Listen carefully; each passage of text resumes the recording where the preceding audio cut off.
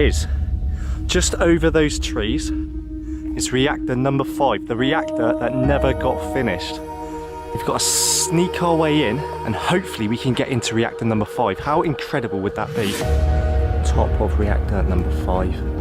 Just looking over at reactor number 4. And it's actually quite breathtaking. Now this tank was used to clean the most contaminated areas of Chernobyl and was actually used to help cut down the red forest. 1.5 millisieverts or 1500. You see Pripyat road sign? No any trees, no any forest, because he buried red forest. He is liquidated. Yes, December was in 1860. So explorers, that guy that we just met behind us was actually one of the liquidators in 1986, and what he did, he helped bury the red forest.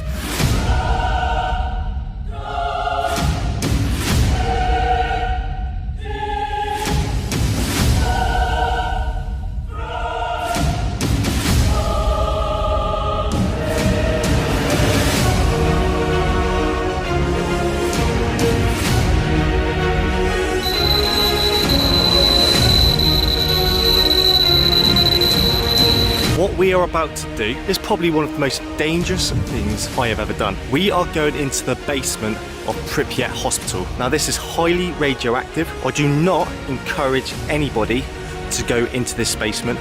We're doing it so you guys don't have to.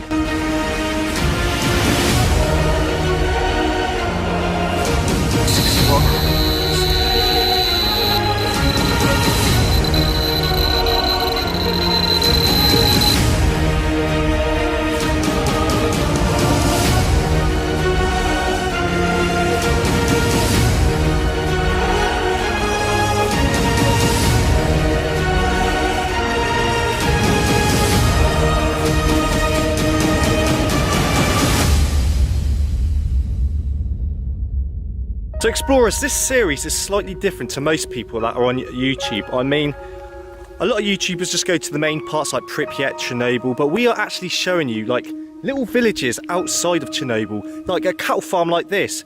I mean, these are the little things that a lot of people don't see, and this is what I wanted to show you guys, because things like this just get left forgotten. So yeah guys, you are seeing stuff that not a lot of people have seen.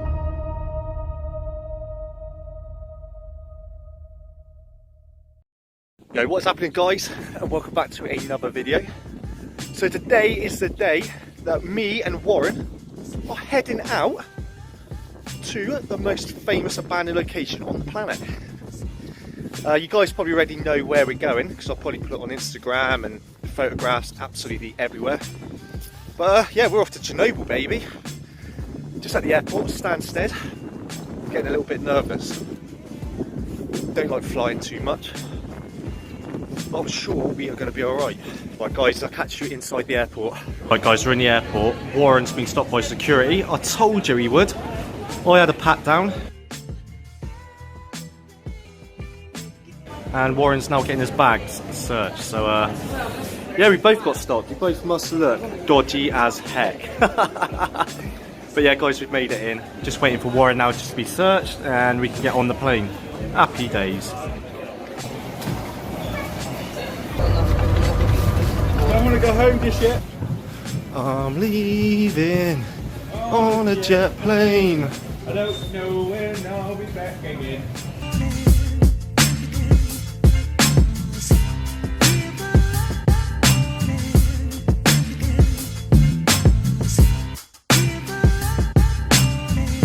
Guys, pray for us for a safe landing and take off. Base, your biscuit base. Still buttery biscuit base.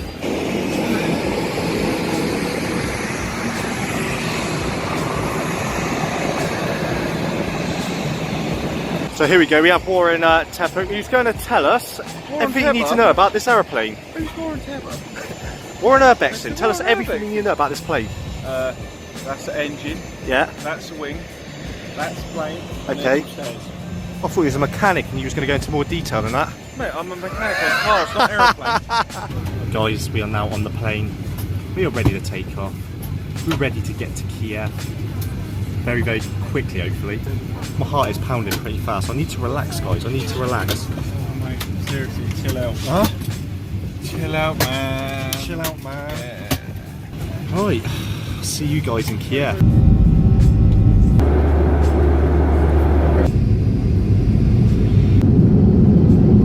Yeah, guys, so we've just landed in Kiev. We've just got to the airport. I mean, the temperature is really warm. It's warmer than it was in the UK. It's lovely, mate. It's about 17, 18 degrees. Lovely. This is like shorts and t-shirt weather. Bad, man. But yeah, we're just about to meet our tour guide and then carry on with our adventure off to the next destination. So guys, we're in Kiev now, and as you can see, there's been a slight accident on the road. Look at all that smoke, wow. What's that? A shop on fire? Looks like. Fireman's working.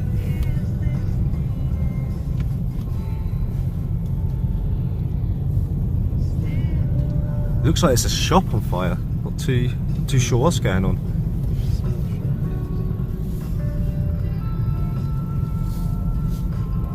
Oh wow.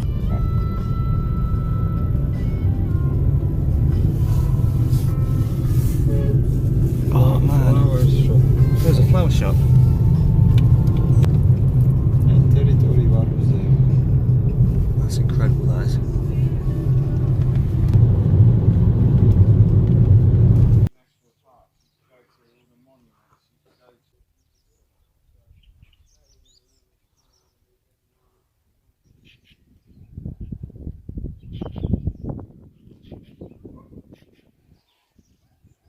Right guys, we have now made it to our accommodation. I've got to say, that drive through Ukraine was amazing. I mean, some of the stuff that we saw, I'm just not used to seeing.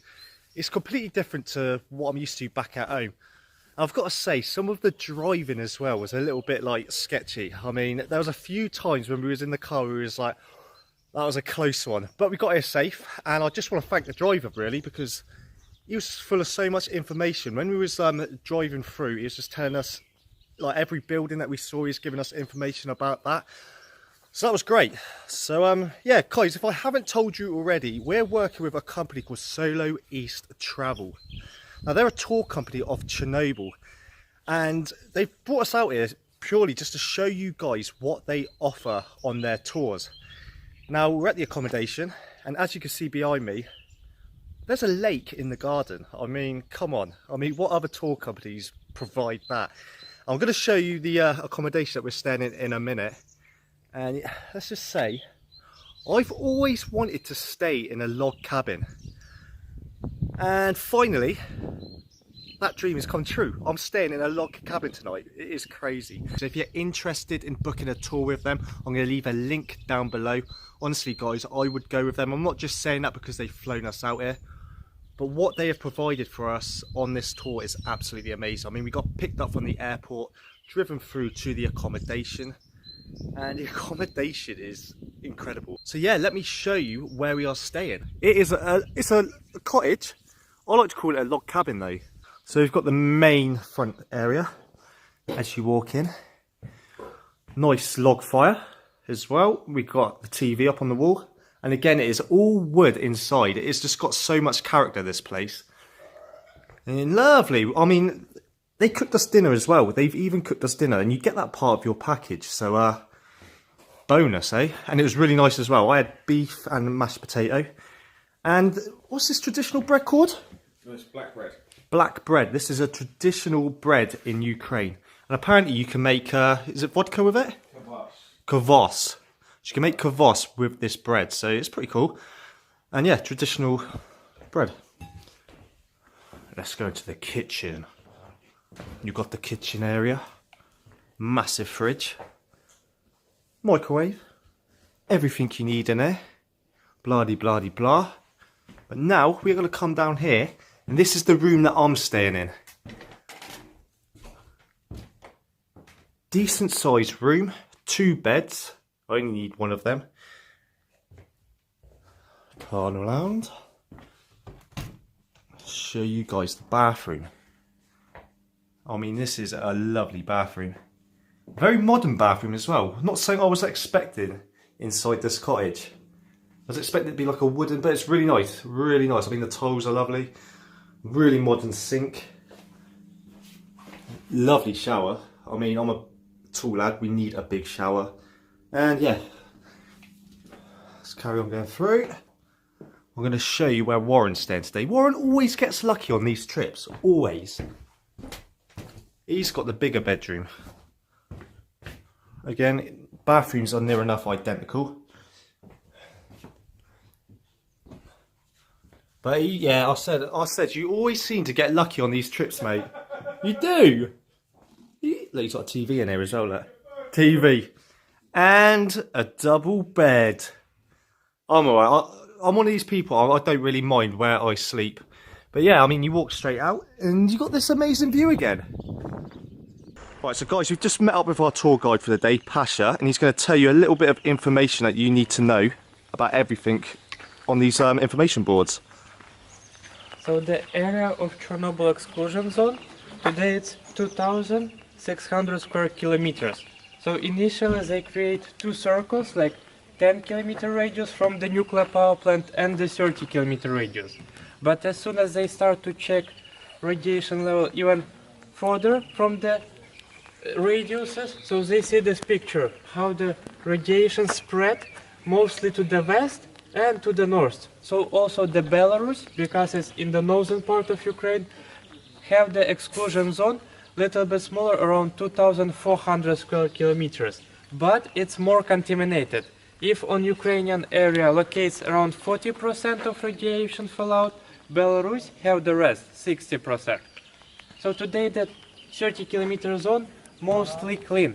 So here locates short-living radionuclide like strontium-90 and cesium-137 with the period of half-life 29 and 30 years. So it means in this time 50% of initial concentration disappear.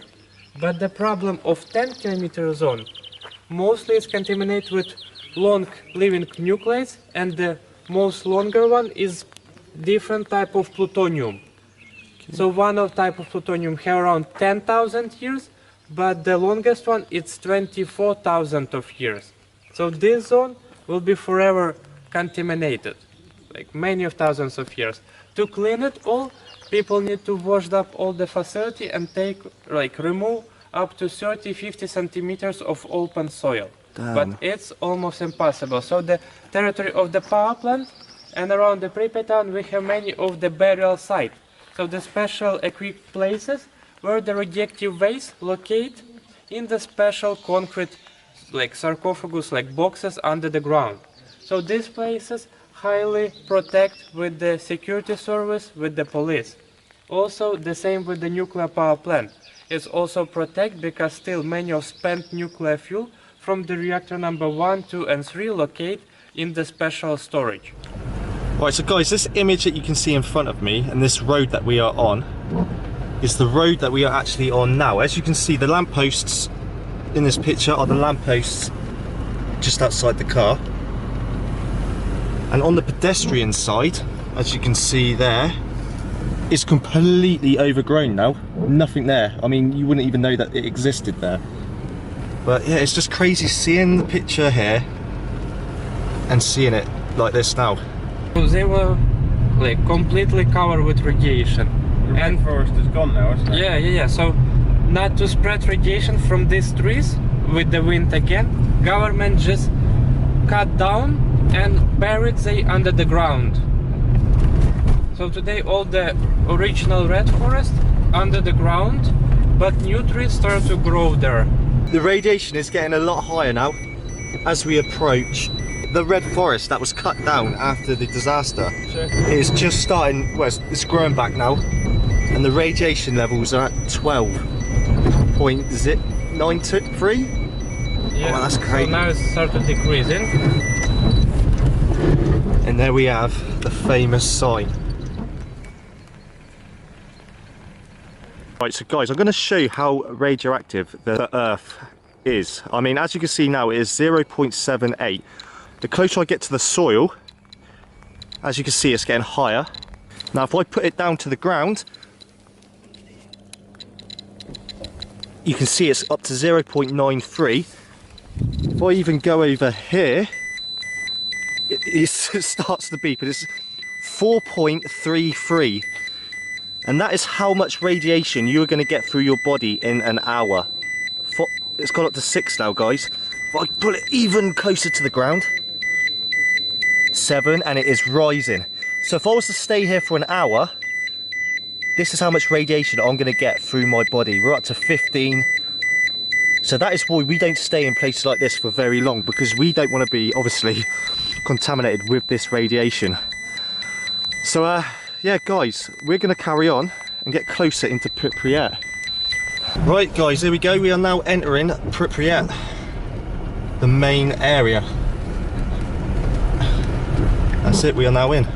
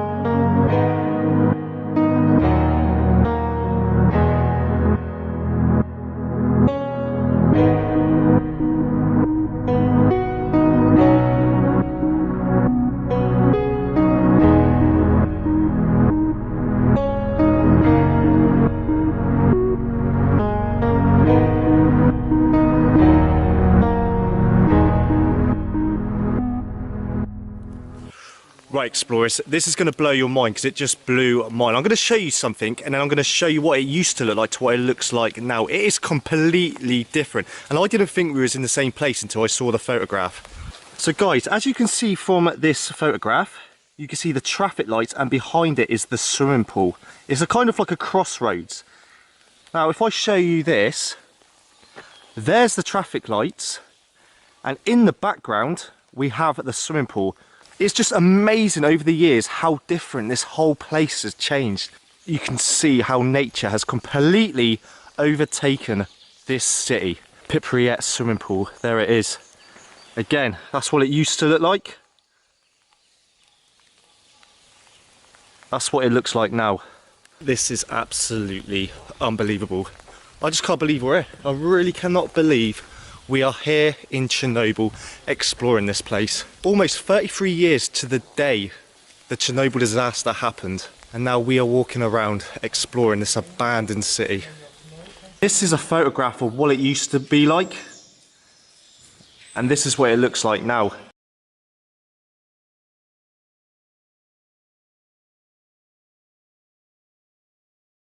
So guys, this swimming pool is 5 meters deep and 25 meters long. And the diving board itself, the little one's 3 meters and the big one is 5 meter diving board.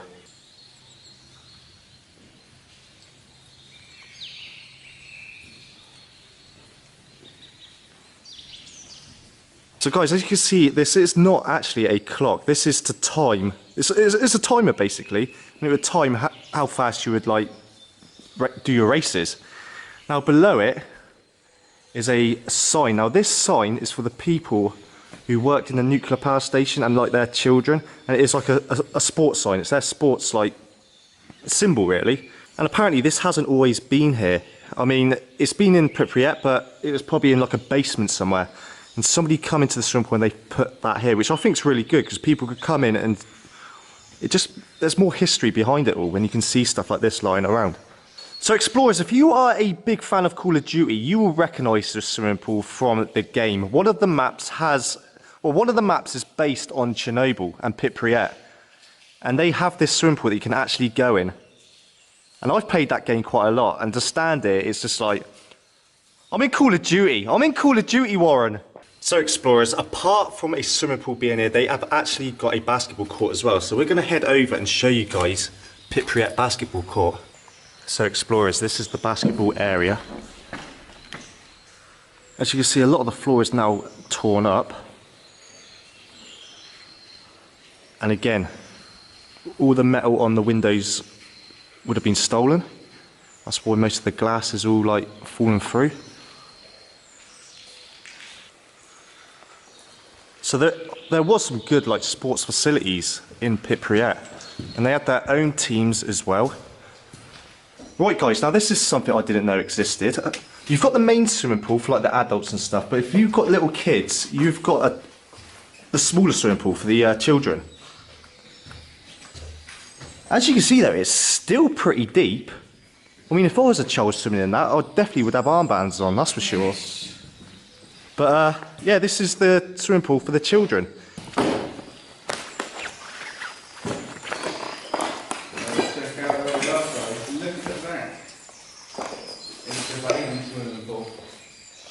This isn't as deep or as big as the other one, but just have a look how awesome this place is. So guys, we are just about to enter the school of district number 3. So each district had a school. District number 3 we are about to enter now. As you can see, they've got it written up on the sign as well.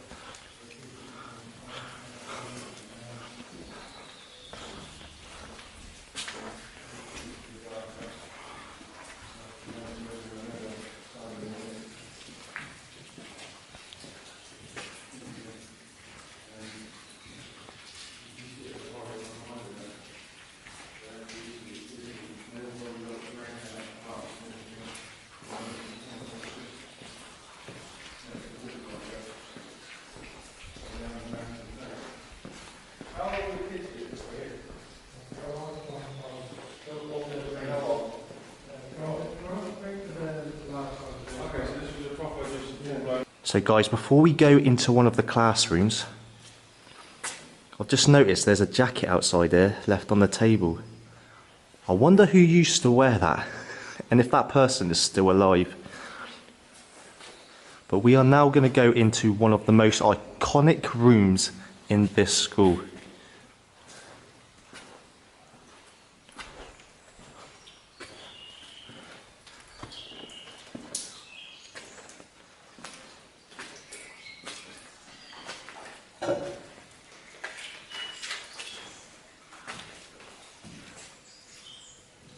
And here it is, guys, the gas masks that they would have used to protect themselves, just lying there on the floor. There's just so many, it is unreal.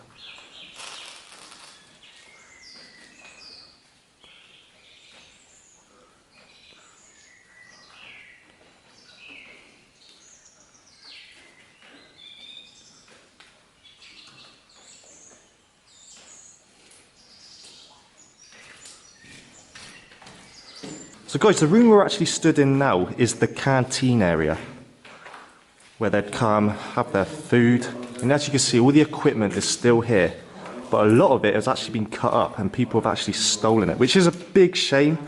I mean, but that's what people do. I mean, anything that's worth of value, they're going to take. And through here is the kitchen.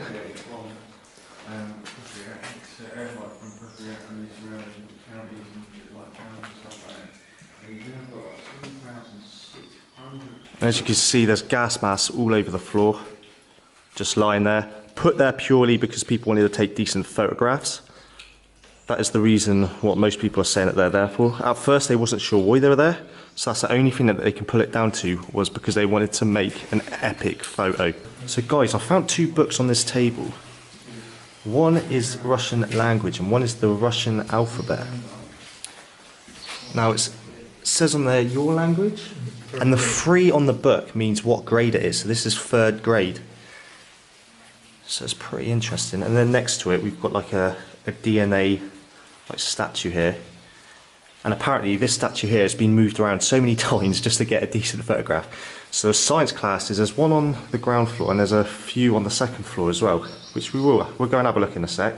So guys, we've come into a classroom now. This classroom would have been for 1st to 4th grade students, and anything past there they would have been put into different classes. But as you can see, the tables are still here. We've still got books on the tables as well, which they would have learnt from. And then at the back there's like a notice board. I'm not too sure what that says on there, but on the floor there's pages of books still down there. And at the front we have the alphabet as well. So it could have been like a language class that they taught in there. But apparently all these classrooms were used for like loads of different lessons.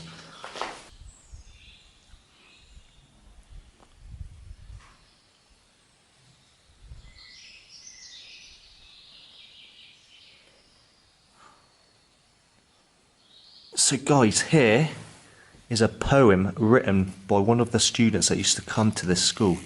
I'm not quite sure what it says, but that is fascinating. Guys, we've entered one of the physics classrooms now. As you can see, there isn't much left in this classroom. I want to show you as much as I can.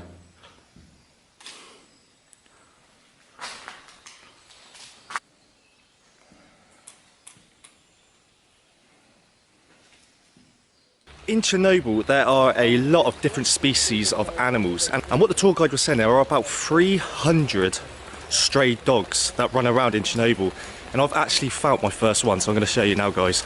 Here it is. This is one of the stray dogs in Chernobyl. Our first one of many that we're probably going to see running around in Chernobyl today. Hello, mate. No, he's just chilling. He wants to stay out the rain and he doesn't want to be hassled. So I'm going to get the camera out of his face and carry on. So guys, we are actually stood in a furniture shop now, and everything that was sold here was sold to be put into the apartments. And as you can see, a lot of the stuff is still here. Like we've got drawers, cupboards, yeah, all the furniture that they would need in their apartments. And as you can see, it's a pretty decent sized room. So yeah, guys, the name of this shop is called Rainbow. And as you can see, the main colour of the furniture in this room is brown. So, it's a bit funny that. So as we walk around Pripyat, there is a lot of graffiti. And it's pretty amazing graffiti. I mean, check this out. That is proper artwork, that is. And I mean, this has been there for just over a year. And also, guys, recently there has been a sighting of a bear actually in Chernobyl. So, yeah, it's quite ironic, really. Now I think the next place that we're going to explore is probably the place that I've been looking forward to the most. We are going to the amusement park. Now I want to go there and get a photograph. That is like the main reason that I'm here. Cannot wait. Right, so guys, we are here. We are in the amusement park now. And I can see it, the most iconic part of Pripyat, the Ferris.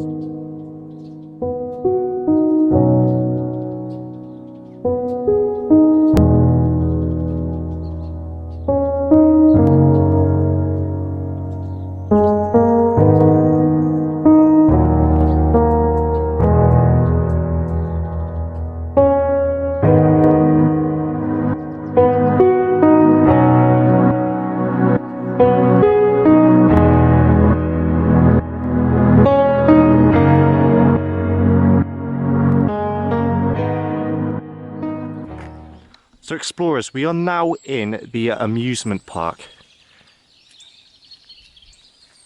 Now this place was supposed to have been opened the 1st of May. That was the official opening of this amusement park. But they actually opened it early on the 26th, the day of the disaster. And that is because they wanted everybody to come down there and they didn't want anybody to panic what was actually happening in Pripyat and how dangerous the nuclear explosion was. So they opened it just to like put everybody's mind at ease, and it was only open for one day. And one thing that I noticed coming here is that Ferris wheel is a lot bigger than I first thought. I mean, when I see photographs and stuff, it doesn't actually show you really how big this Ferris wheel actually is. And then we have Warren, he's actually riding one of the rides there. And then right down at the end, we've got the Dodgems, and then a shooting range right behind. And as you can see, what I will show you guys later, there is some more artwork and there are some deer on the walls. This is probably one of the most iconic things in Pripyat. This is one of the main things that I wanted to see coming here. And there's only one thing that I can do while I'm here, and that is, I've got to touch it. I've got to I'm here, there we go, I've touched it. we have touched the Ferris wheel in Pripyat. And the one crazy thing is, when you walk around Pripyat and you see all like the paint and stuff, most of the paint has completely like disappeared, but the caps on this Ferris wheel are still yellow. I don't know if they use some special paint on this Ferris wheel.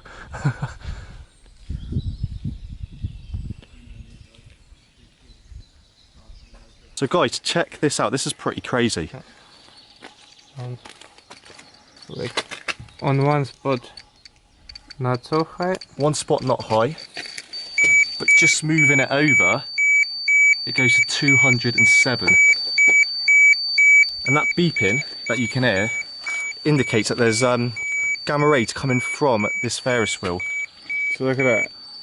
That's already You see, gone down to 2.8. this beeping, it means that through the device, like flies the gamma rays. You see, as further, the beeping start to go lower, Yep. and as closer, It's just crazy that it's that one little spot on there. Right, so explorers, we are actually going to go inside the dodgems now and show you a close-up view of these.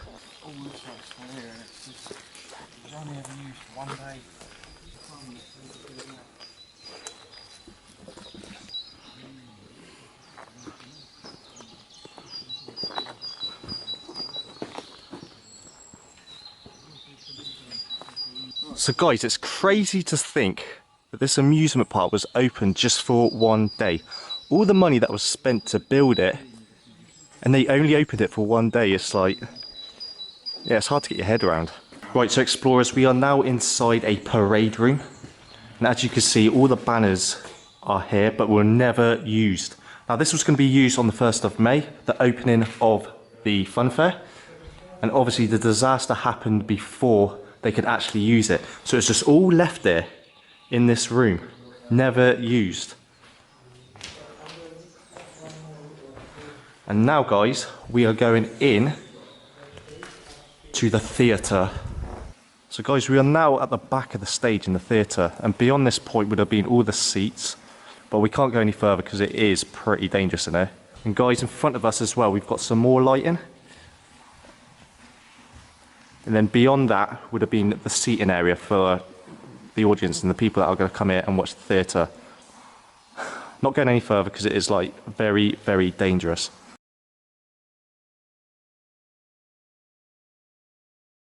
Explorers, we are now outside a grocery store.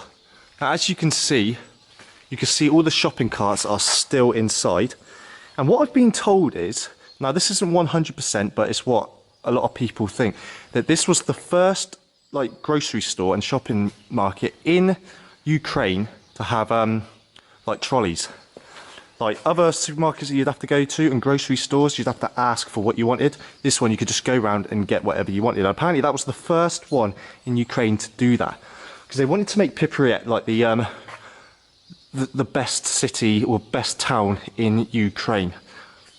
And again, you can see the names of each aisle and what would have been sold in them aisles. And I think there is still the fridges of where they'd actually keep all the groceries. And again, guys, outside the supermarket we have more graffiti, and this is over 10 years old, as I was told. So we've got one which is a little kid on like one of them bouncy balls, and over here is another kid pulling a funny face. Right, so guys, we have come to some residential flats in Pripyat, and we are going right to the top.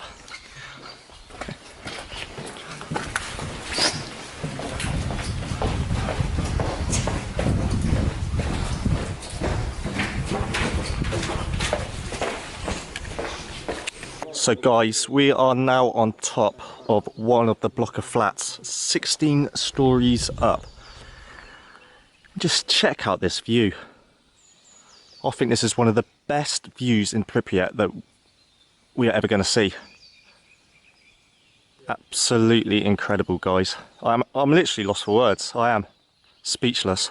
And guys, if you look over there in the distance, That huge dome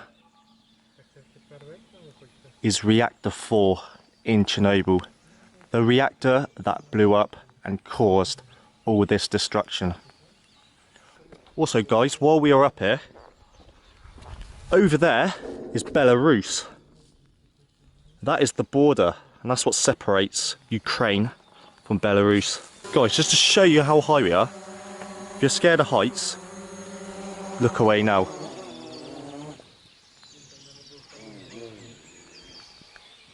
"16 stories high, looking over Pripyat. Absolutely incredible. My dream has definitely come true, guys.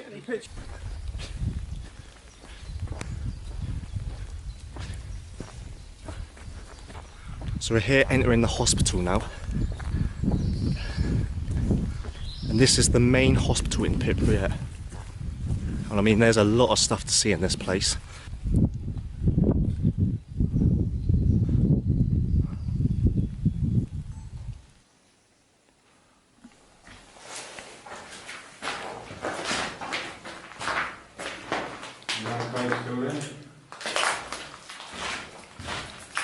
Right, explorers, we are now in the hospital in Pripyat, and the first room that we come into is an operating theatre.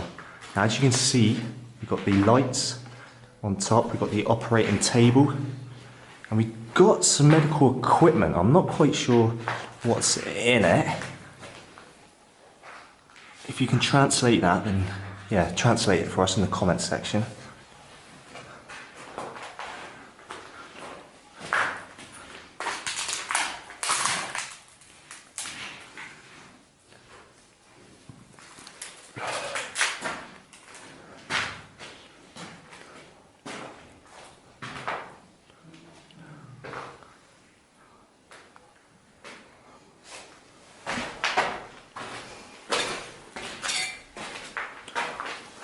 Also guys, it looks like there's like some sort of safety coat or something, doctor's coat. I'm not sure what it is. So...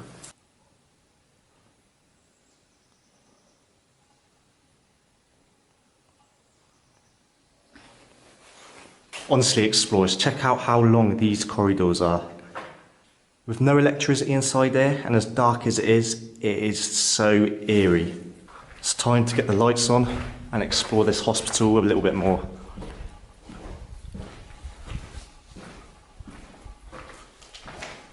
So guys, if you've seen Josh's video on Chernobyl, you know that he went into the basement of this hospital and he found all the firefighters' equipment down there. This was one of the main entrances to get down, but what they've done is they filled it in now, so it's a lot harder to get in. But yeah, that would have been good to see, but we can't get down there. And apparently it's like a maze down there, very hard to get around. But yeah, very radioactive down there as well. And next to the entrance, guys, there's a safety suit here, and that is to stop people from like cutting themselves while they're down there, and like get infected with like radiation and stuff that they want to keep out of your bodies. Right, so guys, in the basement, there is still the like clothing that the firefighters would use. Somebody's actually brought a bit of the fabric that was worn by a firefighter up. Now if I stand back and look at our meter, you can see it's reading 0.33. Now if I put this next to that bit of fabric, you can see it's now reading, it's going up, 10.54. And it's just going to go up and up and up. So that just shows you how radioactive the firefighters' like clothing and stuff was. So guys, this room here would have been used for like water therapy. So obviously you'd get the patient, you'd put them in the bath and just try to get them moving again. I mean, like their muscles, they're going to seize up. Get them into the water therapy, it's going to relax the muscles, it's just going to make them feel a lot better. So this is what this room would have actually been used for. Right, explorers, we're coming into the maternity area now. This is where they would give birth on that table, and look, it's even set up still, ready for somebody to come in here and give birth. I mean, we've got the huge operating lights above.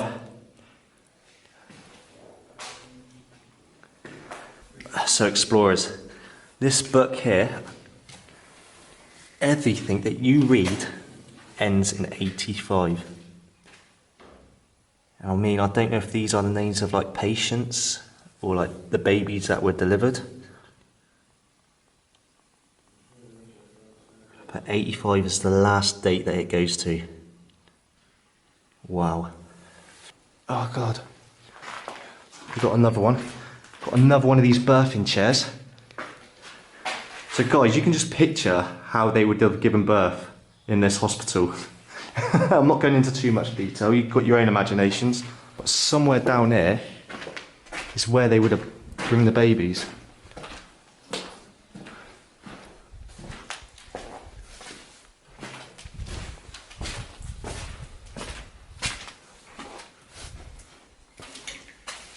Alright guys, we are now coming into the room where they would bring the babies once they have been born and put into like little beds, their little cots or whatever they call these baby beds. And they're all exactly the same as well. Some are raised up and some are completely flat.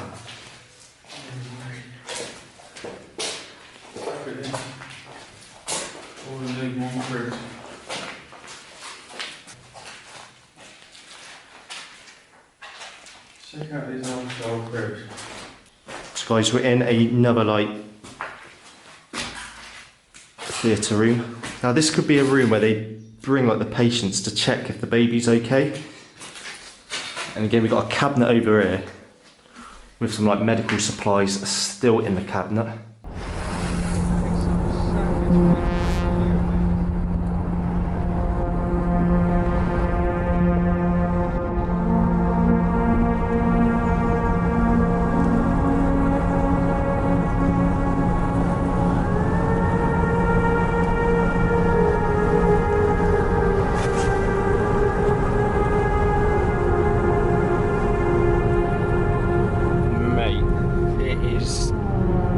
Like 3 times bigger than you ever imagined.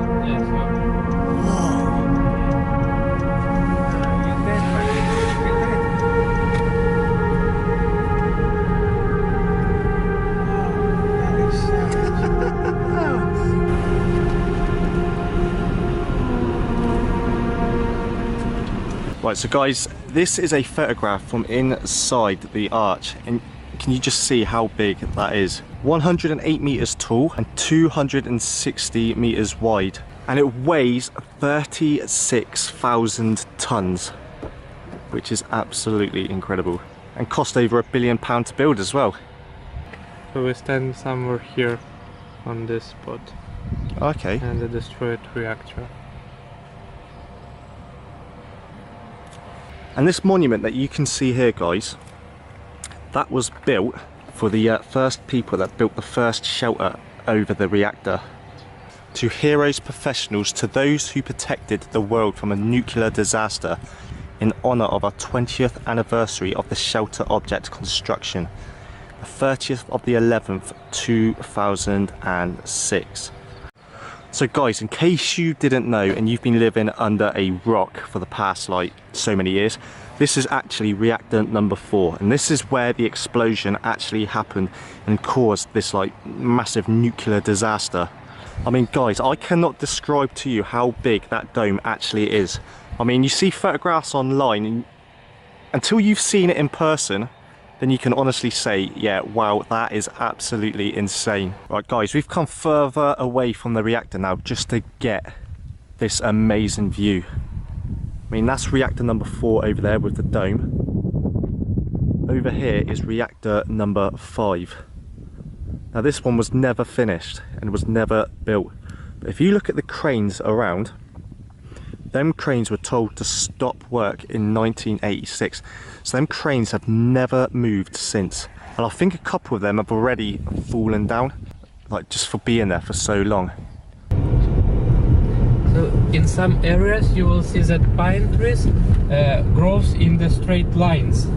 So many of the kilometers of the forest was hand planted. So from the road you impossible to see the antenna.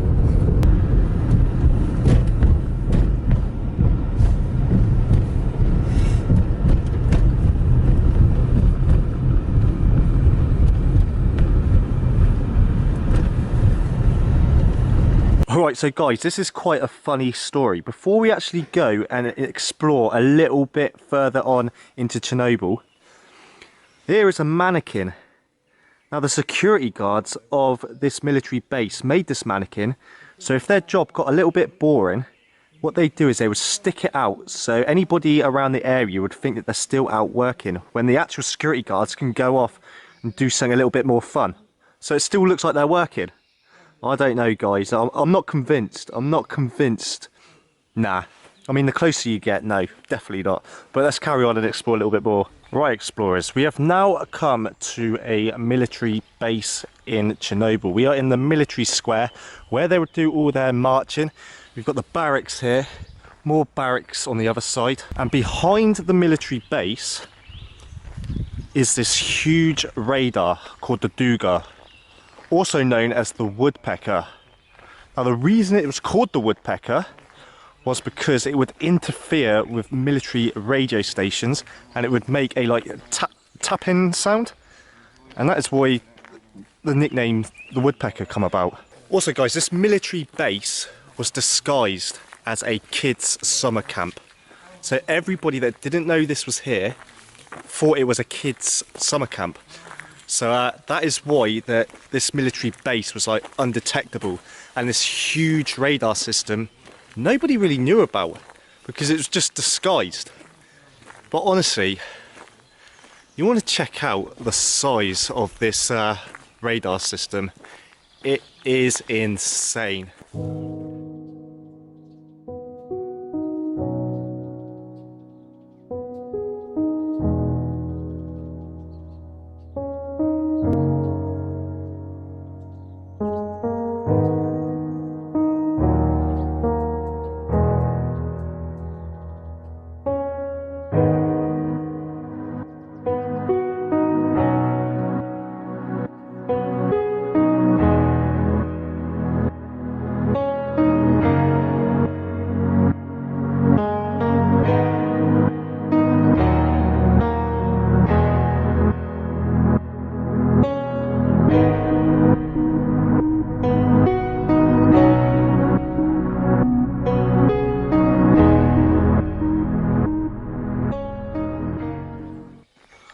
So guys, the radar system was built to pick up like missiles. If there was a missile coming into range, it would hit the signal of the radar system, then they would know that there was a missile coming in, and that is the reason it was built, in case of an attack. So guys, this bit of information on air is what you should do when you're inside a watchtower. So it basically tells you can't leave the watchtower for like 12 hours. And as you can see over there, there's one of the watchtowers. And you would be inside one of those watchtowers for 12 hours flat. Obviously you couldn't have a break or anything. Yeah, that is crazy. And this information here just tells you what clothes that they should wear in the winter. And other times, I don't know if that's like when you're on patrol or something. It's just different military clothes that you wear. So guys, we're now going into the training area. Now this is where they would teach anybody who was working on the Duga how to use it. Now as you can see, look at the size of it. Right, so guys, we are now in the training area for the Duga. Now everything that you need to know you would learn inside this this area. So as you can see above, these are all the missiles from like America, and they would know absolutely everything, like how fast the missile can go, how many seconds it takes for it to like take off. And the way that they find out is on these pads there, it would come up with a unique pattern. Now these soldiers will work out what each pattern means and what missile that it represents. So say that missile there was coming in, the radar would pick it up and it would beam up a pattern on this panel. And whatever pattern does come up, they can work out how fast it's going, what missile is actually coming in. And it's incredible. Just check this place out.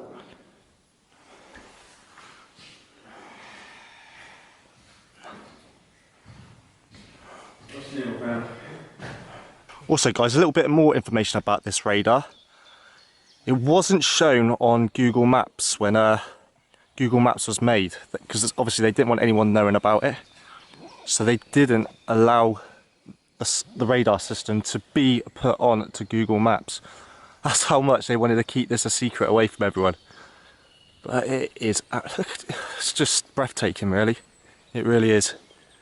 And if you could see how Warren was reacting around there, he was like a big kid. That's because this is my most favourite part of Chernobyl so far. My most favourite part. So happy. Happy, happy, happy. This has been a truly amazing trip. And all I've got to say is thank you to Soloist for putting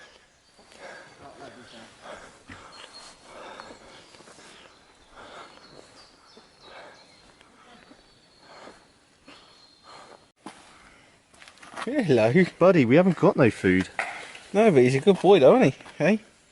You can't have that, that's not for you to play with. Exactly, this dog have a deer's flake in the mouth, so... Right, see you later, Tarzan. We're off. You're a very cute dog. Bye bye. It's a very nice dog. So guys, these vehicles that you can see, the first line were the vehicles, robots, that were used to clean the roof of reactor number 3. So when reactor number 4 exploded, obviously it went on to reactor number 3 as well. So these vehicles at the front was used to clean the roof of reactor number 3. You can see the military vehicles at the back as well, and the cranes in the middle. Firefighters, so it was built close to it in 1996. So on the monument you will see the firefighters to the right and the plant workers to the left. So the name of it, for those who saved the world. Well, in theory, yeah, well, in all reality, they actually did save the world. Or quite a hell of a lot of a sizable chunk of it. Definitely. Because if they hadn't sorted the fires out and drained the basement out, that could have killed the whole of Europe.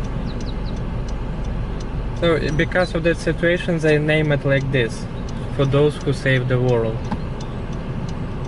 That's a pretty decent monument as well. The brave men that risked their life for us all to be here today. So guys, this is the town hall of Chernobyl, and this is where the engineers of the Chernobyl power plant were put on trial, because they thought they were the blame for the reactor number 4 blowing up. They was put on trial here, and yeah, later on sent to prison.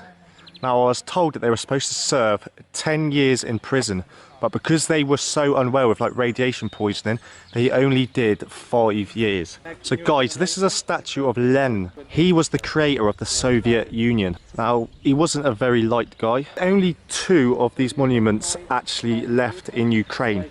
The rest of them were completely demolished because they didn't want anything to do with him.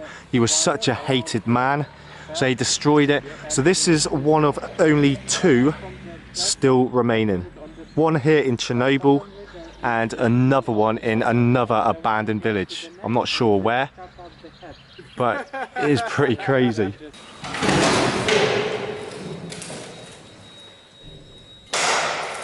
Yeah, buddy. He is safe. No radioactive. Guys, before we leave Chernobyl, we've got to test ourselves to see how radioactive we actually are. So here we go, let's go. Are we safe? Put your hands on the thing. Well, I'm set. That's it. We're good. Yeah, baby. We're not going to stay there. Although I'd love to stay there a little bit longer. Right. Guys, we have officially left Chernobyl now. That is the tour over. It has been it's been amazing. That is a dream come true. I can tick it off my bucket list now. Right, time to go. I'll see you in a bit. Also, these horses was added to the zone to see how they will survive the radiation. Today we have more than 100 of these horses. Damn. They're completely wild. So you see they're a little bit smaller than regular horse, but bigger than pony. So they're like a special breed. Yeah, so it's like Mongolian breed of the wild horse. Okay. But now it's one of the biggest. You've got one of the biggest numbers in the world, then. Yeah. So today they like starts to go less. So Okay. numbers is decreasing. So in the zone we have around 100. So this 10% of world population. Damn. Goodbye, Chernobyl. Bye bye. It's been an honour.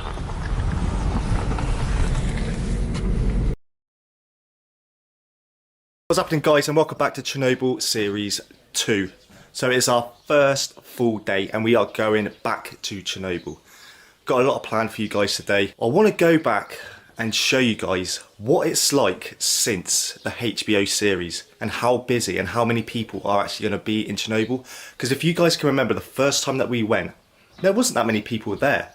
And since the HBO series aired on Sky, so many people have been coming back. I've just been talking to Igor, the tour guide, and he's been saying there's so many people, about 40% in tourism it has gone up by since the HBO series. In this series, guys, I'm going to give you a full tour of the accommodation and everything Solar East give you with the package that you get.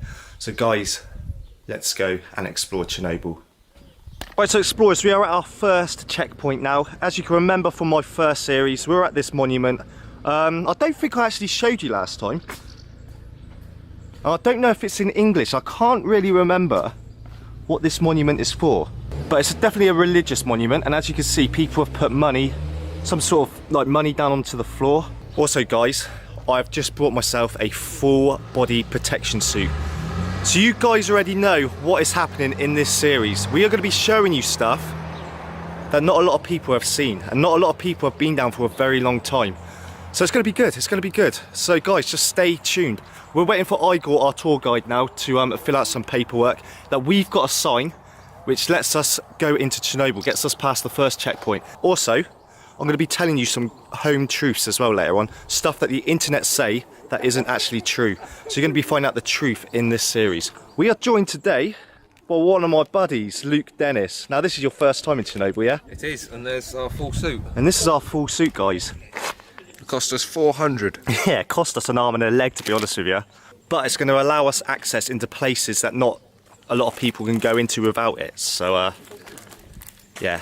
Right, we're going to wait for Igor now, and I'll carry on filming afterwards. See you in a bit. Right, so guys, we have now made it through our first checkpoint, and we are in the town of Chernobyl. What we're going to do now is we're going to go into a canteen, and there's a restaurant on top, and this is where the workers will come at the power plant to like eat their food, basically.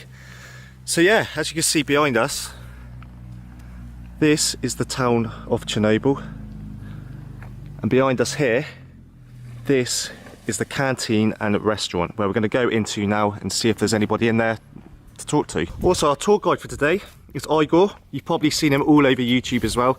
Local celebrity really, aren't you? Guten Morgen. Guten Morgen. So guys, the name of this canteen, as you can see up there, is translated as Pripyat. So this is where all the workers would come to get their food. Yeah, that's what it is, man. We're going to go in now. The workers come here for food. They have to be checked in case of contamination. There are some scanners. Ah, we got you, okay.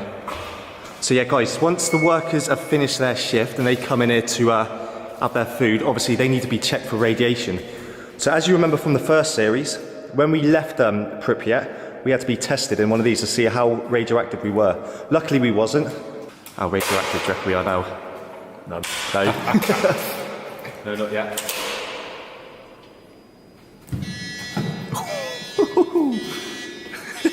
That made you jump a bit then, didn't it? Do you wanna... Come.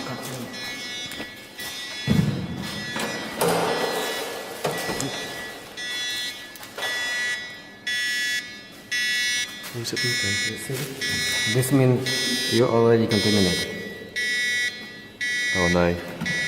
Guys, I'm already contaminated. I've only been here 5 minutes. I guess you know when it is off now, right? Okay. When they turn it on, it is testing itself, you know. So each scanner has 14 detectors and special display, which can shows us So I'm guessing whatever flashes is where the... This is left shoes, right shoes. Left hand, right hand. Okay, got ya. And How does it go? Back? backside. Backside? Arse. I know only us. Yeah. I don't know if it's correctly to say S. Yes. Have you ever had anybody on a tour that fell?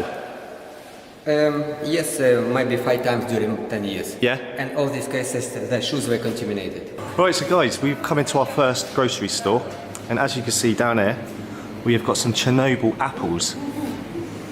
They're not really, guys, they're watermelons, but I think that's like a running joke that the apples grow so big out here. And yeah, and as you can see, they sell near enough everything that you need. They've got juice, and this is the good part. This is the best section. Look at all of this alcohol. Oh, and fish. Fish, smoked cheese. Where does the fish come from then? Is it? They say from outside. They say. Yeah. Okay. Welcome to Ukraine. Yeah. Welcome They say to from outside. Now behind us, this is the bar. This is where you drink. Something that I've learned today, guys, is people in Chernobyl are only allowed to drink for 2 hours. Alcohol is served from 7 p.m. till 9 p.m. So they've only got 2 hours to drink. So you can imagine all the workers would come over here and just drink as much as they can in 2 hours. I'll tell you, I would be literally wobbling home.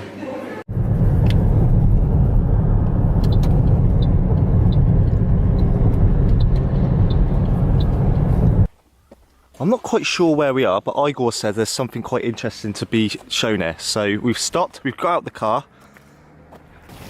So yeah, let's see where Igor is going to take us. Hopefully somewhere pretty cool. Right, this sign here, as we walk down to our first stop, says shooting range. So the guards, they have their own shooting range in this direction where they practice their shooting. Hopefully their shooting isn't on point today if they need it. But yeah, this is where we're going now, guys. So Igor has told us what the surprise is. We are going to an abandoned village called Ilo? Something like that, yes. Lelyu. So it's hard for me to pronounce the words. So it's the same name as the shooting range and the second checkpoint. So this village has the same name. So yeah, this is the first time Igor's been here for 10 years. So it's going to be interesting for him to see what this place is like.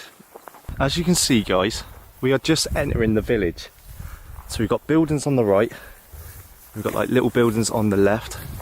Now apparently the population, we're not 100% sure yet, is about 1,000 people that lived in this tiny little village that we're going to show you guys now. But we will tell you guys exactly how many when we leave, because there's signs that tell you how many people used to live here before the disaster. Right, let's make our way through all the vegetation, guys, all the trees. Now the first building that we're going to show you is a bank and a post office of this little village. Let's see what it's like inside. So you see a mailbox. Yep. And a green sign says Governmental Bank of Soviet Union. CCCP means USSR. Okay. It's the department and number of this department. Only one bank. Guys, on the side of this building, letterbox. The blue sign is saying that this place is a post office. The green sign is saying that this is a bank as well. As you can see, guys, you can tell a lot of people have not been around this area. Because there's no path, there's no trodden in, but all you can see here is where an animal has walked through and it's like pushed down the grass. Do you know what kind of animal? Like a deer or? Yes, two-headed deer. Guys, as you're going to find out in this series, Igor is a bit of a joker. He's a bit of a comedian. So we have president comedian, you know. What do you want to have from guides? Our president is comedian, you know. Yeah. Yes. You know that. Yeah. So everyone in Ukraine must be comedian as well. Got to. Get in and try to guess what is this. Right, okay. You heard that. I've got to go inside this building, guys, and tell Igor what I think this would have been. Straight away, I would say a school. Yeah. Correct. I got the thumbs up by Igor. You can play lottery. You can guess. Yeah. So yeah, look at this. So everything you can see on the walls of this school, guys, is about the war. And up here, what we would call the Great World War II, they call it Great Patriotic War. Now a lot of this is all propaganda that brainwashes like the young kids into believing things that isn't actually happening, which is a shame. I mean, to brainwash people of that age, they grow up believing a lot of the stuff that is happening, when a lot of it is a load of rubbish. But yeah, on the floor as well, you can see all the books that the kids would have used to read. So guys, this book that Igor's got, that he's just flicking through now, is a book which would prepare the students for a next like war or something. Or... How to build bomb shelters. Okay. You see? Bomb shelter, underground bunker, yeah. Bloody hell. It's fascinating, some of the stuff that they were taught. And here you can see where power plants and nuclear power plants. This is nuclear power plant, this is hydro. Okay. Hydropower. So Kiev and Chernobyl nuclear power plant here. This is Ukraine. So how many nuclear nuclear power plants is there in the... At that time, Soviet Union had 9 nuclear power plants. 9 nuclear power plants the Soviet Union had? Yes, but all of them produced maximum 11% of all Soviet Union electricity. Okay, I've got you. So all of these are... towns and nuclear power plant. Okay. So this is Novovoronezhka nuclear power plant and just power stations. What you can see on this map are little towns, power stations that the Soviet Union would have had, and this whole map is of the Soviet Union. So guys, I'm feeling very privileged now to be in this school, because as Igor said, he's worked as a tour guide for 10 years, and this is only the 3rd time he has actually been in this school.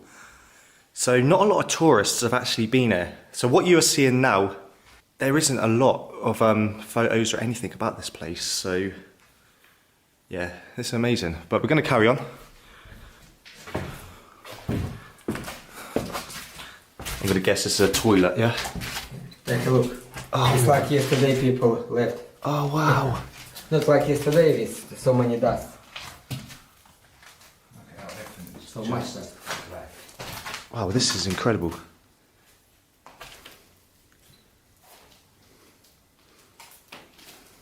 Right, so we're coming in to one of the classrooms, guys, and as you can see, a lot of the machinery and stuff is still here on the tables. So you've got yourself an old record, a book, cylinder engine there, guys. So I'm guessing this is definitely some sort of like maybe engineering classroom. Yeah, they were trying to create, it seems like they're making electricity through water. Oh, was they? Science then? Yeah. Science classroom. Yeah, Physics. yeah. So we just found out this is a science classroom. So this paper that you are looking at now was a paper that was published in 1986. What did you say? Three months before the Yes, 3 months before the disaster. This is 5 weeks before, 8th of March. Okay, and the 8th of March, this one, which was 3 weeks before the disaster. 5 weeks. 5 weeks before the disaster. Sorry.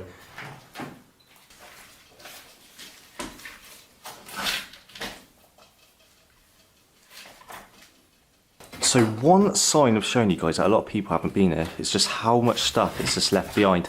I mean, when you go to Pripyat and stuff, I mean, there are stuff left behind in the actual city.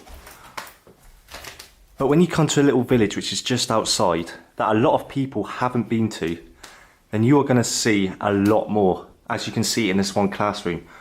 I mean, it's like people literally got up and left. Now, I know I say that a lot in my videos, but this school that we're in now is like that. It's just like going back through time with just a little bit more dust.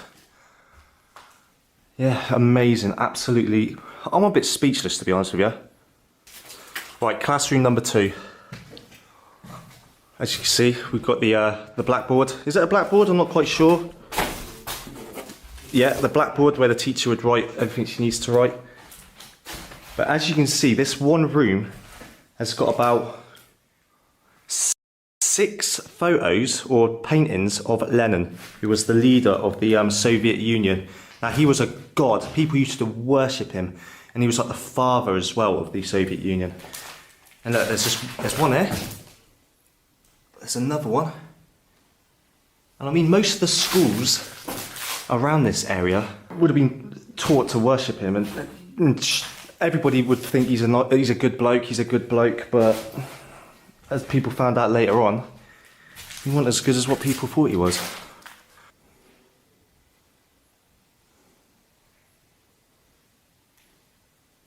Classroom number 3. Wow. Right, so this classroom, as you can see, has all the desks still in here. There isn't much paperwork or anything, or like belongings, it's just literally all the tables. Now, as you can see, all the tables are exactly the same. And on the walls in the back, you can see, well, I can't see because it's quite dark in there. Like, I don't know, it might be more propaganda up on the walls. So guys, as you can see on the floor here, there is the Soviet Union symbol, but there's 15 different republics. So over here we have the Russian Soviet Union symbol. Where's the Belarus one, did you say? Here. And this one here is Belarus. So each country has the same symbol, so you've got the hammer and the sickle, but behind it would be slightly different. So yeah, 15 of them. And each one of them would have had a different design for that republic. And again, on the wall, I probably don't even have to say it, because you probably already know who that is. That is Lenin. And over here, I'll give you guys in the comments 11 points if you can guess who that is. Again, that is Lenin. Communist in the future, guys, standing right next to him. So guys, on this table, we have like posters. And as you can see, you can just see them. There's no dust or anything on them. They're literally, it's like they've just been left there. And again, it is propaganda showing people how strong this country is. Like with the missile, you can see the missile there. We've got some sort of radar system, ships as well. So basically, it's just telling people who read this how strong this country is. Don't mess with this country will destroy you. Everything near enough in this school is propaganda, propaganda, propaganda, and propaganda.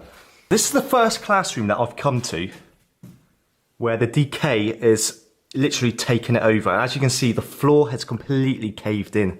The desks are almost falling through the floor as well. Oh, and the roof.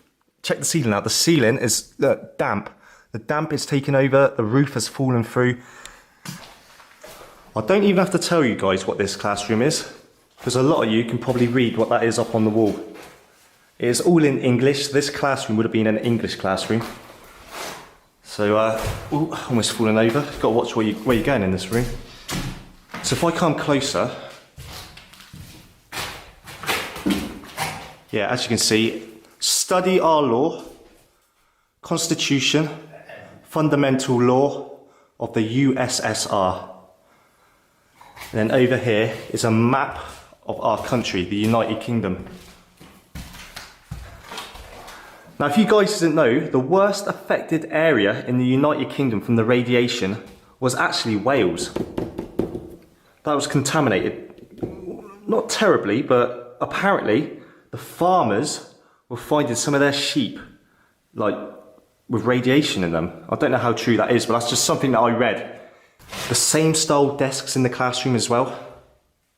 You can see how long they've been left there, basically, with the decay that you can see on top of the desks.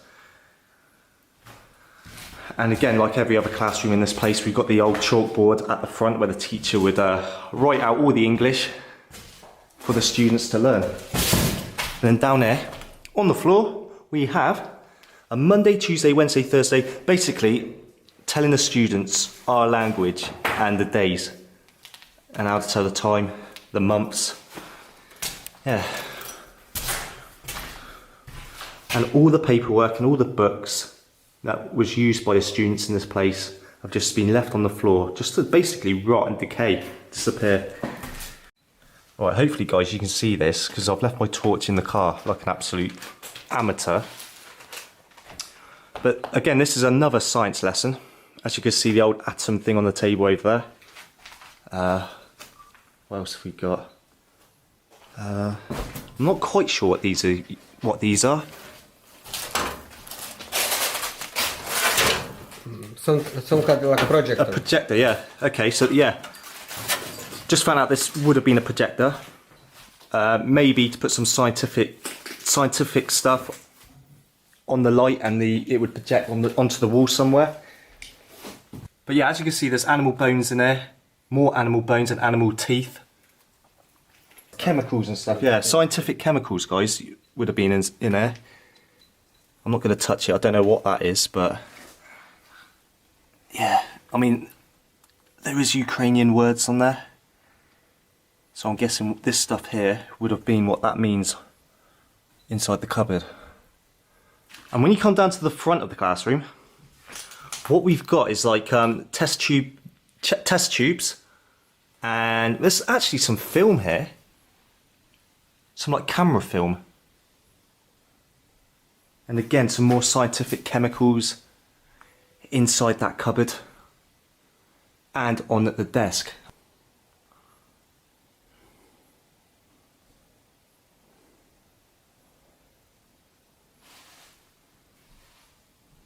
Geography classroom. As you can see, there's maps all on the tables, and maps, there's just maps everywhere.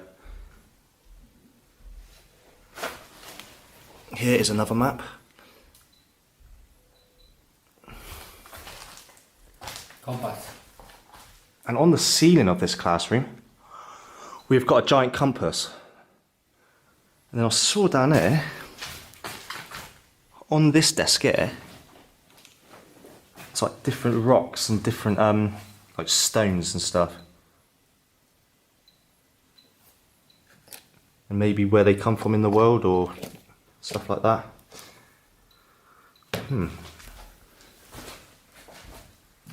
So yeah guys, geography classroom. Carry on. Right, so we've just left the main school, the school that I was just showing you, and we've walked across and we've come to a kindergarten now. Well, I'm hoping my battery stays alive, because I didn't realise that this little village that we're exploring was so big. Oh wow. Okay guys, this is pretty amazing. We've got all the toys in this room that the kids would have playing with. Down here we have a doll. I've got to admit, that is a creepy looking doll. You actually seen that one? Yeah. And some sort of bed. Oh my days, check this out. I knew this place was haunted. This doll is moving, guys. Hang on, there's got to be someone on the other side, surely. Oh yeah. So, explorers. I did ask Igor if he could show us an abandoned train, because there's supposed to be abandoned trains around here. And this is it. Unfortunately, this is all you're getting. But, I mean, when I come to places like this, I just imagine in my head, like, what this place would have been like back in its time. All the kids in there playing, not knowing what is just about to happen. I mean, it's quite sad, actually, when you think about it. It's like, you should remember places like this as a happy time, but when you come into a place, when it's left with the decay like this, you can't help but think of like sad times, you know, because it just looks very sad and just neglected. But yeah, I mean, check these dolls out.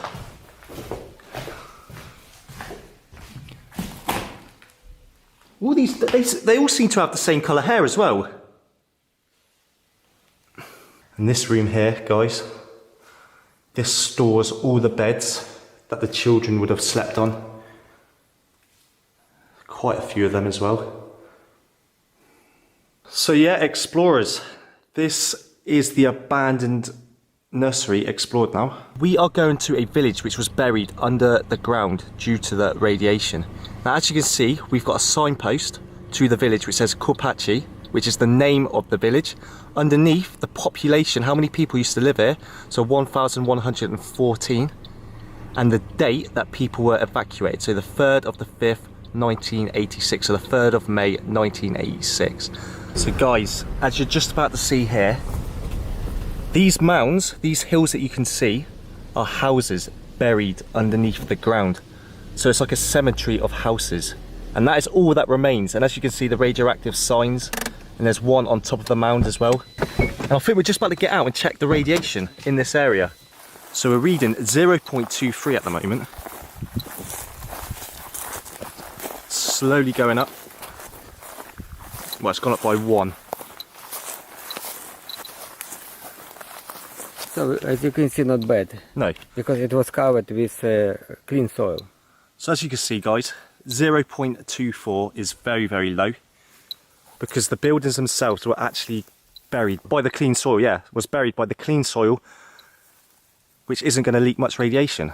And as you can see, that signpost is saying the location that we're at now. Kopachi, you see. Kopachi. Kopachi, this is the name of this village, and this is capital letters of this location. Okay, got ya. So yeah, our first house, which was buried under the ground. Right guys, just stopped the car again. So apparently Igor was saying there's something interesting down there.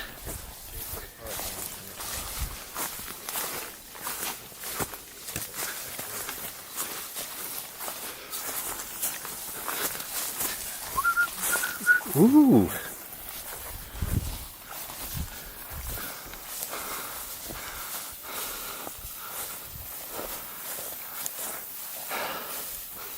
First signs of a structure, a wooden fence. Doesn't sound interesting, but I'll guarantee as soon as we get there, it's gonna be.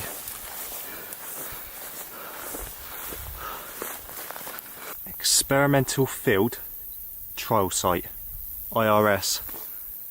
Radiation protection. Germany. Okay. What this area is, which is fenced off, it's actually a place where they would do experiments for like crops. What they'd do is they'd plant crops in this field and just see how they would grow after the radiation. And as you can see down there, bottles of water that they would use to water the crops. But at this precise moment, they're not actually using it anymore. But they might do in the future though. In the future they might come back here and do some more experiments. But they've moved on, they've started doing the test somewhere else, I'm guessing.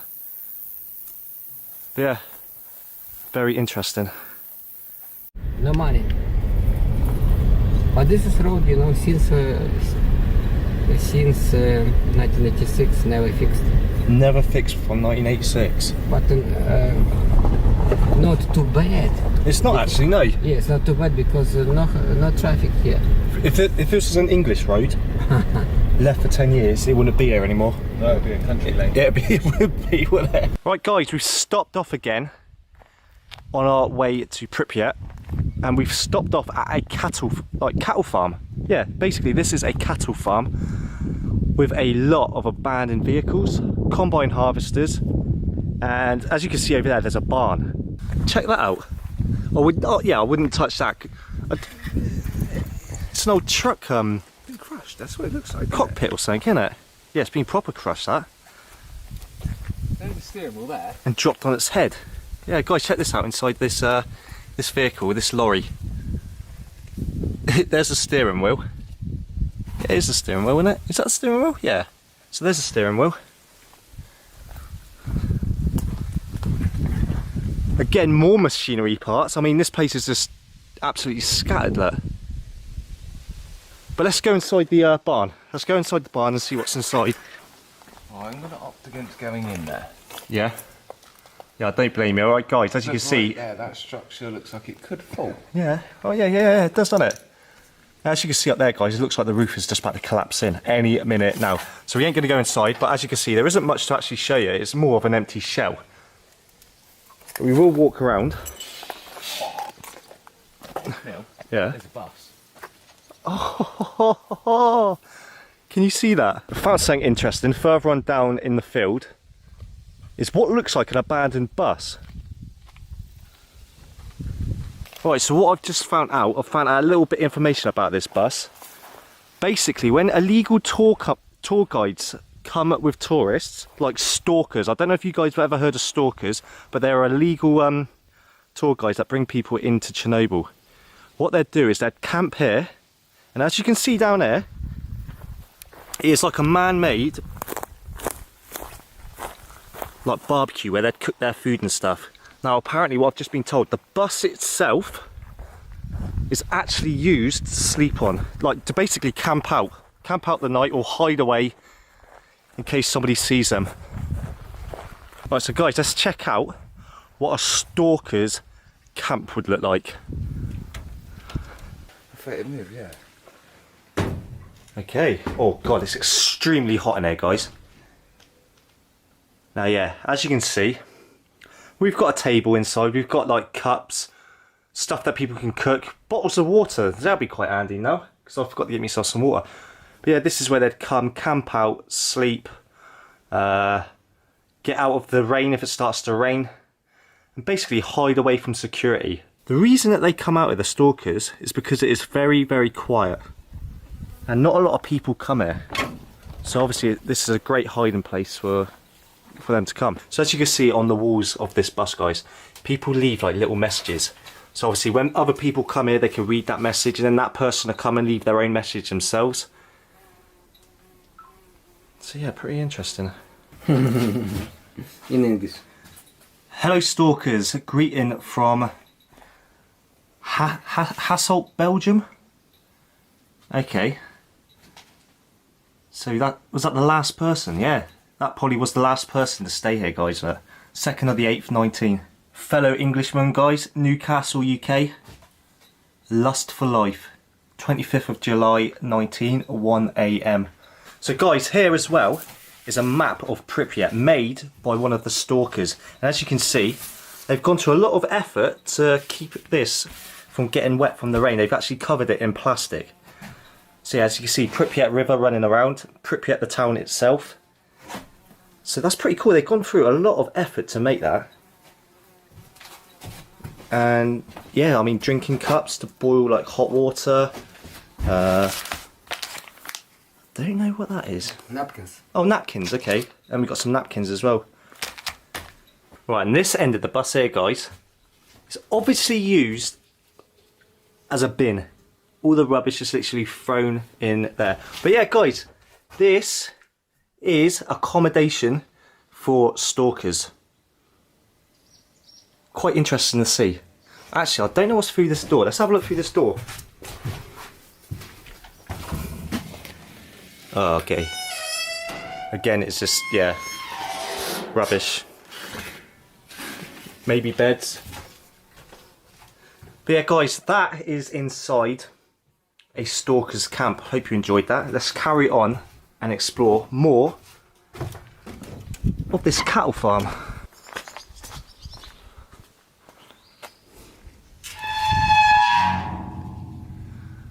Another barn with what looks like a burnt out moped or scooter.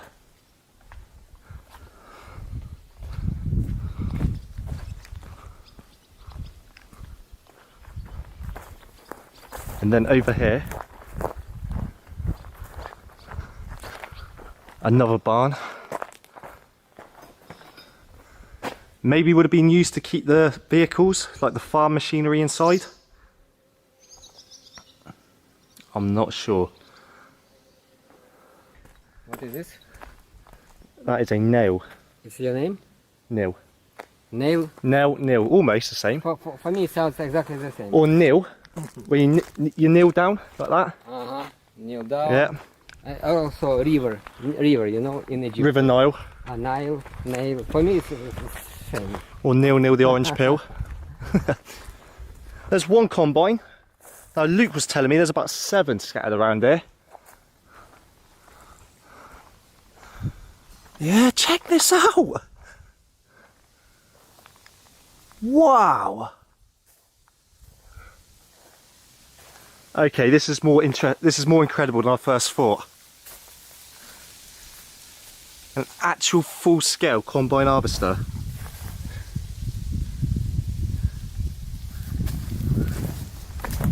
I got a brand new combine harvester. I'll give you the key. Damn. Oh, this is cool, isn't it? So just hanging from this combine harvester is a gas mask. Literally just put there. So yeah, in this small space, there's about 7 combine harvesters just left there abandoned. There could be even more. This is just what we see in this small little area. I mean, there's more machinery over there as well. Damn. So guys, we've had a final count now, and we've actually counted about 12. We can physically see 12 combine harvesters just left here, abandoned. Now these combine harvesters ain't cheap. They're about 80 grand for one combine harvester. So you can imagine the amount of money that's just been left here to yeah, just decay and just rot away and rust, and that is a lot of money down the drain. So explorers, this series is slightly different to most people that are on YouTube. I mean, a lot of YouTubers just go to the main parts like Pripyat, Chernobyl, but we are actually showing you like little villages outside of Chernobyl, like a cattle farm like this. I mean, these are the little things that a lot of people don't see, and this is what I wanted to show you guys, because things like this just get left forgotten. And these were a big part of the community, part of Chernobyl. I mean, without this cattle farm, there'd be no meat. And it's just, yeah, I just had to come here and show you. So what have we actually seen so far? We've seen an abandoned village with the school. We've seen part of the a village that was buried under the ground. And now we've seen this cattle farm. We haven't even hit Pripyat yet, guys. And that is the main part. So yeah, guys, you are seeing stuff that not a lot of people have seen. Right, explorers, we've ran away from Igor now. He's looking for us. He doesn't know where we are. Nah, I'm only joking. We've walked away a little bit further on down in the cattle field. And right, guys, I'm not a farmer, so I don't really know much about all this stuff. But I'm presuming that thing in front of us would go on the back of the combine harvester and would fill up, and that's where all your crops, your corn and stuff would fill up inside. If you're a farmer and I'm saying absolutely a load of crap in this video, let me know down below. But if I'm right, yeah, tell me that I'm right. I'd like to know that I'm right. So Luke has told me, he might be wrong, but I'm pretty sure he's right on this one, that this would go on the back of a tractor and it will cut up all the wheat or the corn, and that funnel thing there would throw it into the back of that container, and that's where it'd be all stored. Guys, I think that's the cattle farm explored now. Let's carry on and see what else we can find on our way up to Pripyat. We've stopped off down at Chernobyl, a river port now, and as you can see in the distance,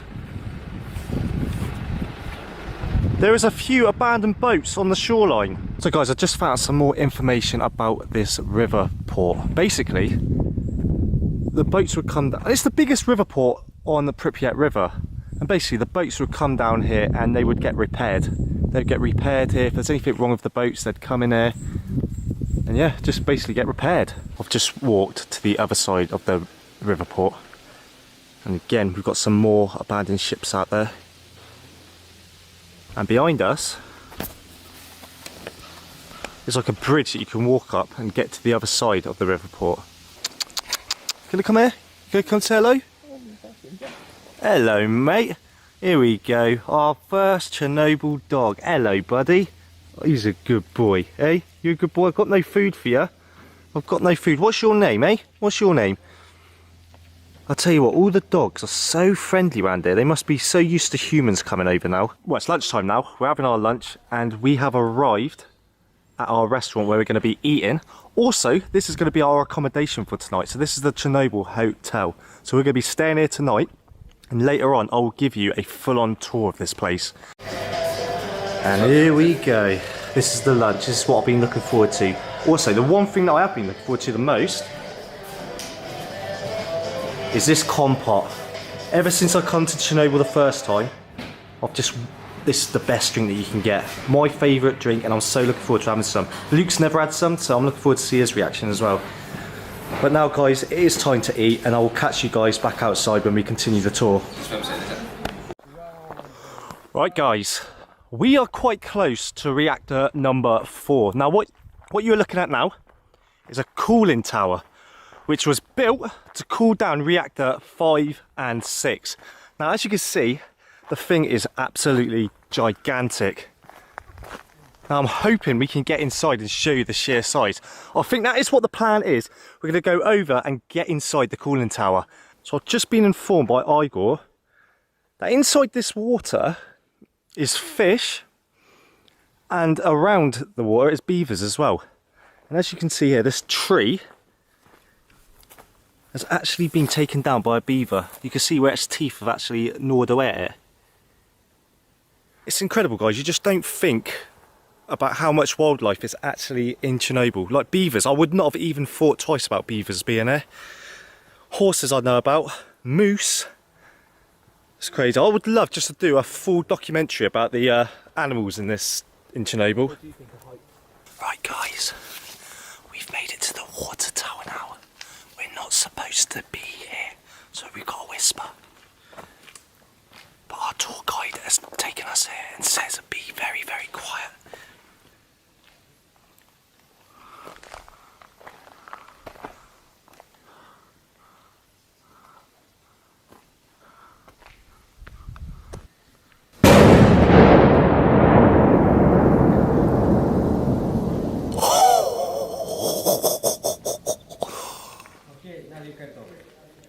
Oh, oh, okay. When you scream, here, sounds stays here. It doesn't, yeah. So we are allowed in here really then? You was just having us on, was you? Was you playing games? Right, that was absolutely incredible, that was. That sounded like a fighter jet going over. Right, so guys, if you just heard that, that was, well, you're going to hear that. If you didn't hear that, then you've got something wrong with your hearing. That was incredible. So Igor just literally threw a rock and the whole place, honestly, it was like a fighter jet going over. Right, here we go, guys.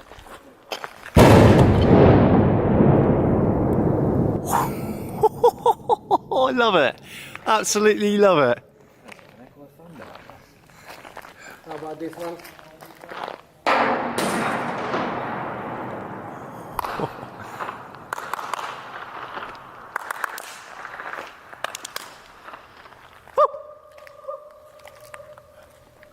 That's weird. Even just walking around, whispering to you guys as well. You can still hear the sound echoing off the side of this water tower.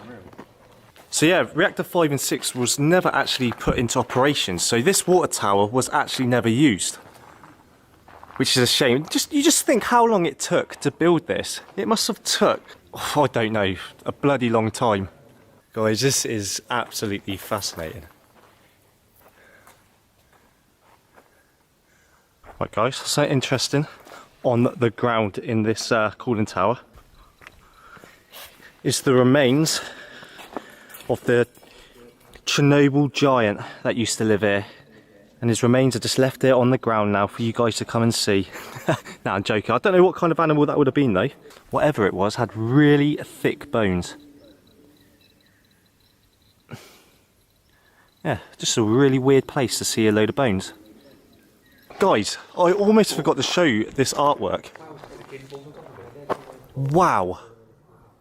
I'm absolutely speechless. I can't believe I missed that when I walked in. That is incredible. So guys, a little bit more information about this artwork. It was actually an Australian artist that come here and illegally put this up. So guys, this is the actual image that the Australian artist used to, yeah, spray paint that image onto the wall. You see a red suit. Ah, okay. Right guys, we're doing something quite incredible actually. We are getting very close to reactor number 5.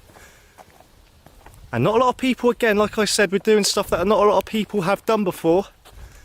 I don't think we are actually allowed to be this close, but we're doing it anyway. We're doing it anyway, but there it is. Just over those trees, is reactor number 5, the reactor that never got finished. And as you can see, the cranes are still there. We've got to sneak our way in, and hopefully we can get into reactor number 5. How incredible would that be? Yeah, guys, as you can see around us, there are cranes that was used to build this reactor. Now, that red metal that you can see that has gone rusty on the outside was supposed to be an esophagus that was quickly built to stop radiation getting inside reactor number 5. Now, they did it very, very quickly, and apparently they didn't weld it very well because obviously they wanted to get it up as quick as possible. But now some of the sheets are starting to fall down, and as you can see again, the cranes, these cranes have just been left here since they stopped work, and a few of them have actually collapsed. But yeah, guys, walking up to reactor number 5, there's some outbuildings there. I want to show you guys inside. Wow. This is just one huge warehouse. Nothing too special to show you, but it's just one big warehouse before we get closer to reactor number 5. You might be right, Luke. That might actually be one of the cranes that collapsed. So yeah, like I said before, guys, some of the cranes have actually collapsed, and this could be one of the cranes, which I think it is. Oh yeah! How incredible! Yeah, that is. That's the top of the crane, isn't it? Yeah. I bet that fell with a thud.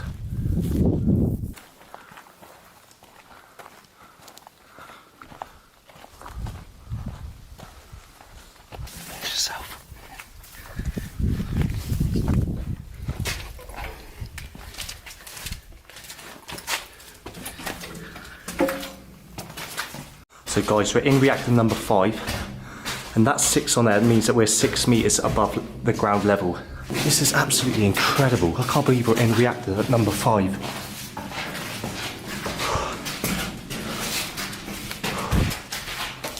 There you go, guys. We've now doubled that and we're 12 meters above the ground now. But guys, that red metal that I was showing you outside reactor number 5, we are actually inside now, and you can see it closer, how quickly that they welded these sheets of metal together. Look, that's not a good job at all. But they just wanted to get it up as quick as possible to stop radiation getting into this reactor. Now if I look down, that is how high we are now. Ooh, I ain't gonna lie, that walk up here, that was a bit of a killer. But it was worth it. I mean, check out this view. You've got the water tower over there that we were just in. And if I pan around, in the distance, if I zoom in, you can see the famous Dugar radar. I mean, I feel absolutely privileged to be up here.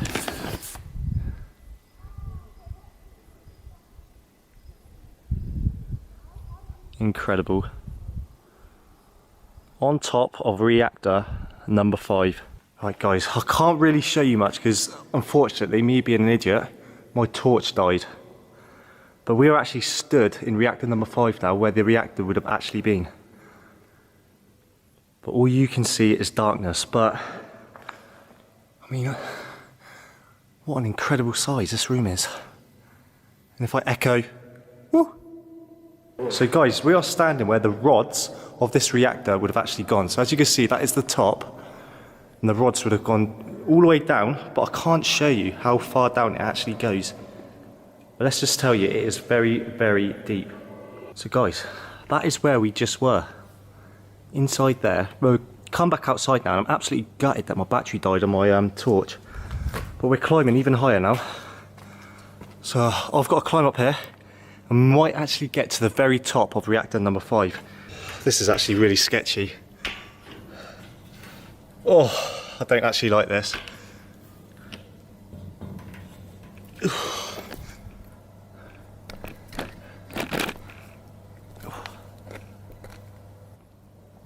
I ain't gonna lie to you, that was absolutely petrifying. I mean, you know that I'm getting better at heights now. Look, just look how high we are. But that was a shaky little ladder. Check this out as well. we're near enough on top of reactor number 5, and yet there's trees growing. That's bizarre. Oh my god.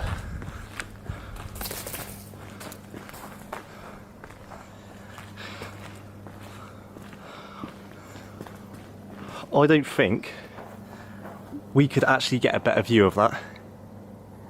Top of reactor number 5. Just looking over at reactor number 4, and it's actually quite breathtaking. I've just been told that this is probably the best view of reactor 4 that you can get in Chernobyl. Absolutely spectacular. I'm actually a bit speechless, to be honest with you.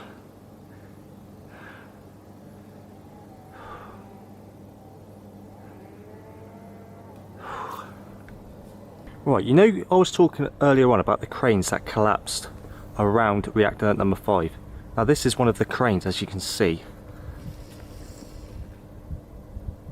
So this would have been turbine hall for number 5, and further on down would have been the turbine hall for number 6.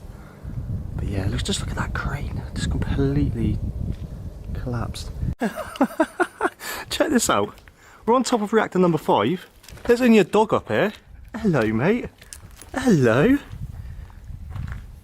How did you get up here? Probably the same way we did, but you don't expect to see a dog up here.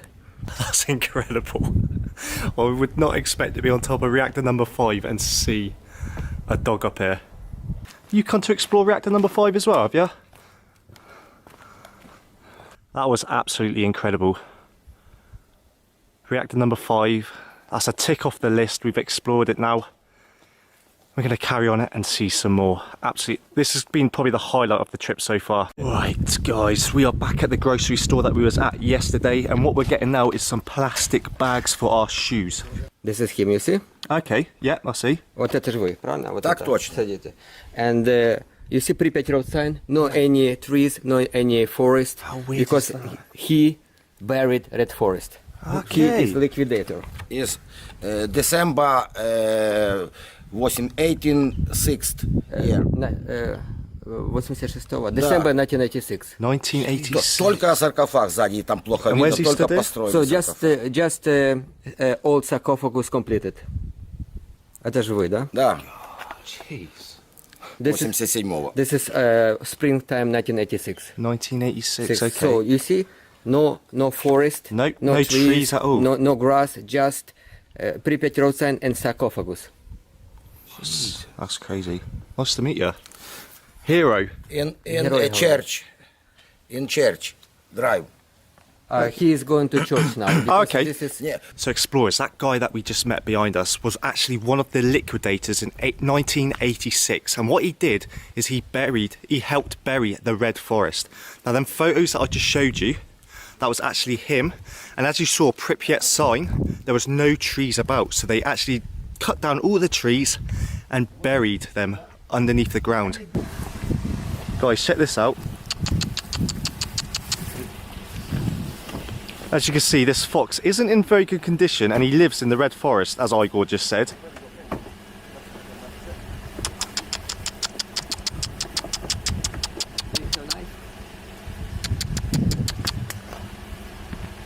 Come on, got some food for you. Don't go. Oh, he's gone. Right, explorers, our first stop for today is at an abandoned train station. Now, the trains that would run through this train track were cargo trains, so they'd bring stuff in and out. Now, as you can see, what I've been told, this train could still be used now. I mean, it could still run, but no, it's just been left there now, just to like decay, rot away. As you can see, very rusty. And apparently, what I've been told by Igor is some people could actually see a fire on the tracks. I think that's the reason, half the reason, that it was stopped being used. And obviously the disaster as well. But yeah.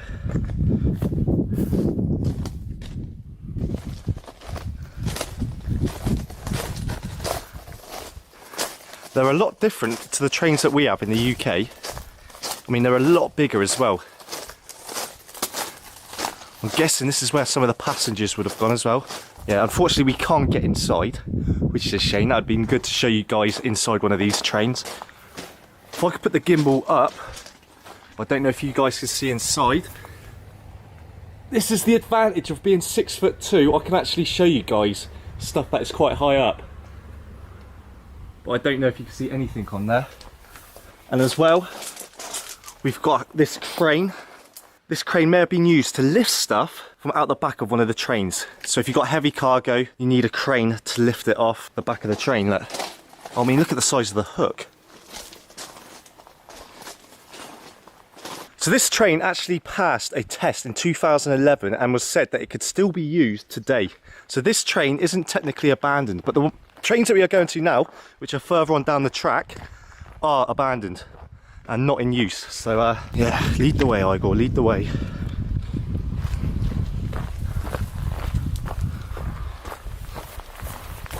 Right, so as I said earlier on, the trains that was used to go down these tracks were cargo trains. As you can see, trains here would have been carrying supplies, materials, or anything that would have come from like Moscow all the way down to Chernobyl. And the crane that we saw may have been used to lift the materials out the back of these cargo trains. As you can see again, guys, nature is now taking over the train tracks. We've got like bushes growing, all sorts of like plants growing. And you can no longer see the track further on down. Ah, and there actually is a train carriage. Oh shit. I tripped. Urban exploring, guys, is very dangerous, and I almost face planted the floor then.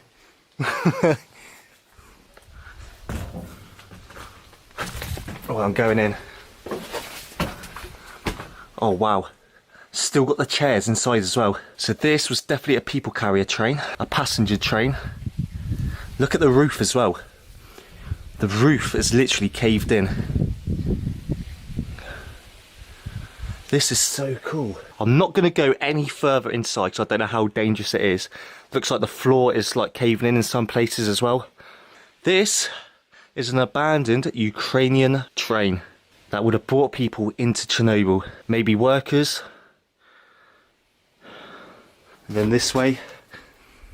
Oh yeah, damn. Look at the roof is completely caved in on this carriage. Well, I've walked further on down the track. I actually thought that there was only one carriage to this train. But as you can see, there is another carriage here as well. And look on the floor. Some sort of, I don't know if that's a military coat or something, or just a coat that used to belong to somebody that used to ride this train. Bottles. Yeah, we're down the other end now. That's where I was standing just a minute ago, on the other end of that carriage. Come further on down. Maybe that was the engine room. Yeah, as you can see, the engine just on the floor, and above is a lot of like mechanical like pipes and stuff. So maybe, just maybe, that was the engine room. I might be wrong. Again, I don't know a lot about trains.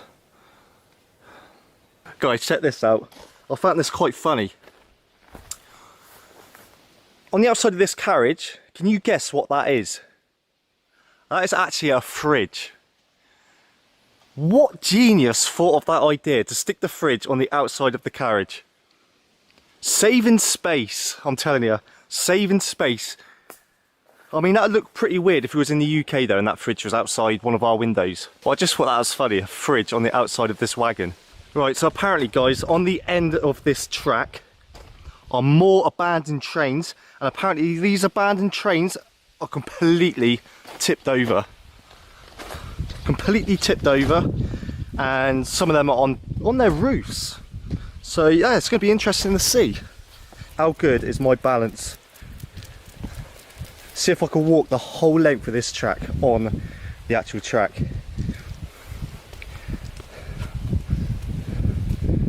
Nope, I'm off. Now apparently the tracks in Ukraine are slightly wider than what we've got in Europe.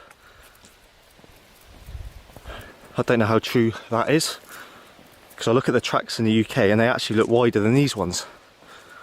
But I've been told, so it's got to be true, it's got to be true. Alright, so explorers, we've walked a little bit further down the track now and we've come across the proper abandoned stuff now. Locomotive carriage, this one. This is where the engine would have been. I'll check this out.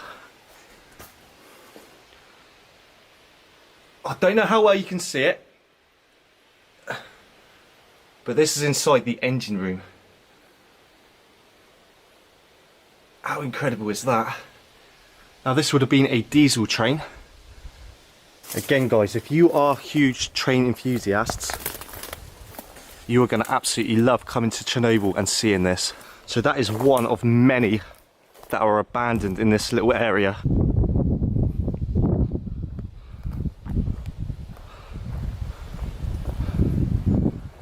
As you can see, this carriage is completely on its side. This one is still upright. This one almost looks like a bus, this carriage. Now this is the people carrier. This is where the passengers would have sat.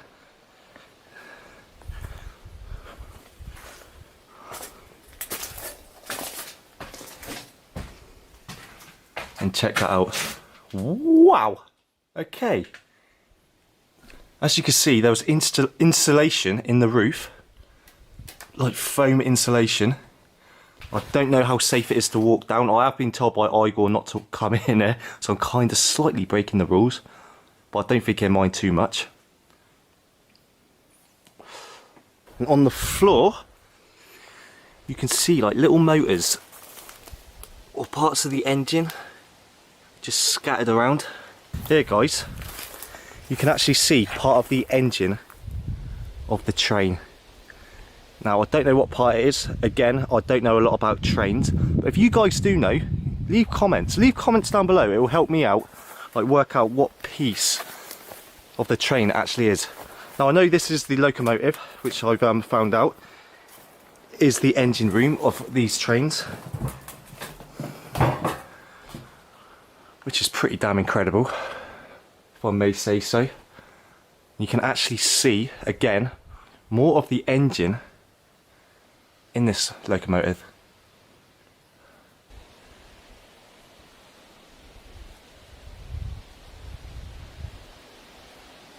No, they're not contaminated enough Yes. for sending them to storage of nuclear waste, but they're not clean enough for recycling. They yes. just simply left here. So as Igor said, these trains, they're contaminated, but not enough to be buried for nuclear waste. But they were high enough to never be used again. So yeah, they're just basically left there now. But the story that he told us before, and he said, you'd never believe us. And I was like, yeah, we'll believe you, we'll believe you. He said, Godzilla come here and destroyed all the trains. Just completely come through and was like, rah, rah, rah. So yeah, as you can tell, he's a great tour guide and he's got a hell of a sense of humour as well. Right, so guys, what you can see here is a tank. Now this tank was used to clean the most contaminated areas of Chernobyl and was actually used to help cut down the red forest. Now it's still very contaminated and nobody knows why it's still here. They don't know if they just forgot about it, but we're going to find out now. As you can see, it's reading 8.64. Oh damn it. Going up to 27, 19. Oh my god. 1.5 millisieverts or 1500 Microsieverts. or 1400 microsieverts or just 1.4 millisievert. That's incredible. That's even away from it as well. Yes. That's like a distance away and it's still reading pretty high. And the closer we get,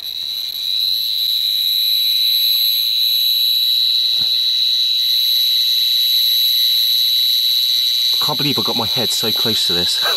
It's unreal.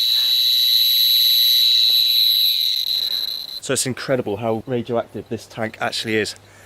And it's incredible that it's still here and it hasn't been moved and hasn't been destroyed.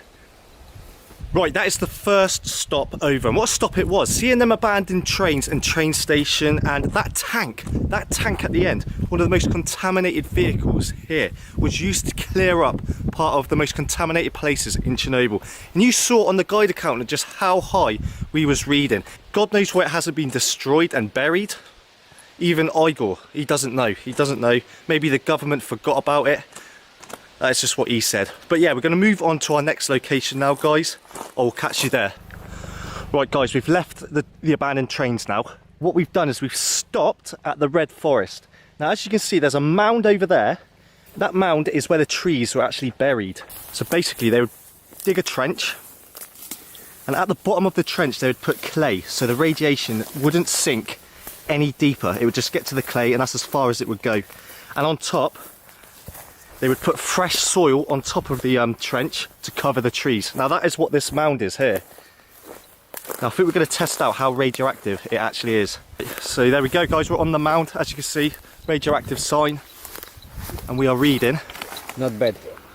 1.15, which is very low considering below us is radioactive trees. Not great, but not terrible. If you guys have watched the HBO series of Chernobyl, you're going to know what this bridge is. Now this bridge has been nicknamed the Bridge of Death. Now in the series you saw people of Pripyat come to the bridge and watch the reactor burning. Now if I carry on walking down there, right in the distance behind the trees you can see reactor number 4. And this is where like family members of people that worked there, people that lived in Pripyat would have stood and watched as the reactor just burnt.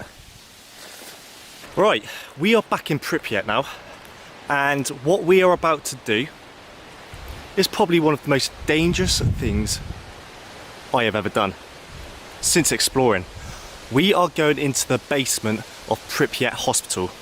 Now this is where all the firefighters who were trying to put out the fire in Chernobyl, reactor 4, this is where all the firemen's clothes and gear was thrown underneath. So obviously they come to the hospital, very radioactive poisoning. The doctors took off all of their gear and just threw it in the basement. Now this is highly radioactive. I do not encourage anybody to go into this basement. We're doing it so you guys don't have to. What we got to do now is gear up, get our suits on, cover our shoes up. I'm not gonna lie, I'm a little bit nervous, but at the same time I've really wanted to see this for a very long time. Right, gonna gear up and we will head to the hospital. Take your seat. Yep. Put your hand.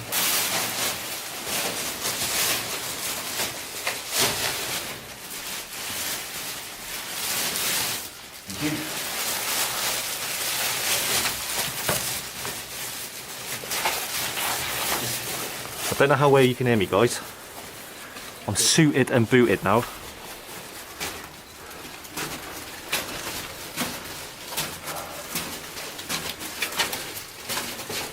Then to the right. What, right down the bottom or in there? You go. Guys, this feels absolutely surreal to be down there.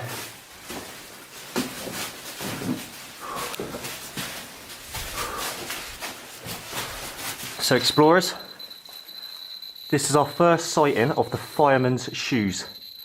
And as you can tell, the Geiger counter has gone up to 28, 43. If I go closer,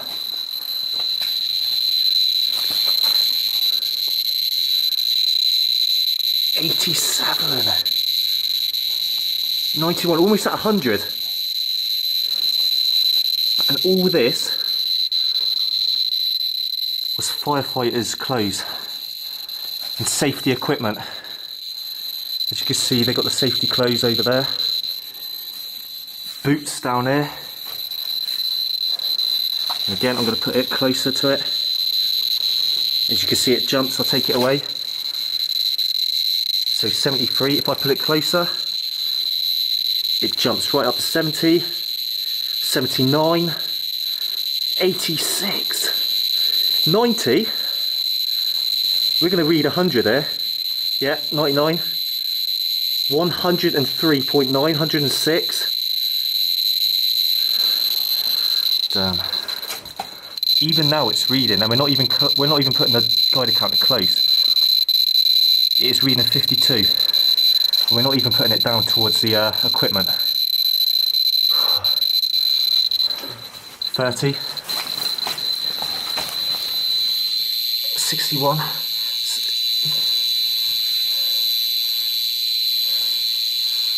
Wow, that's going absolutely crazy.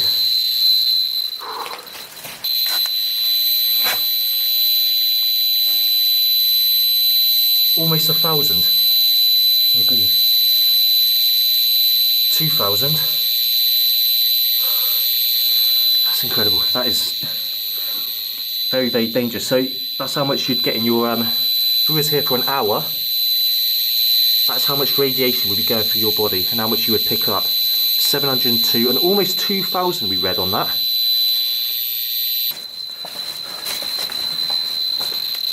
Firefighters' trousers. Not as radioactive as the shoes, obviously, because the shoes connect to the ground and you pick up the radiation and the particles of the shoes, but still very radioactive.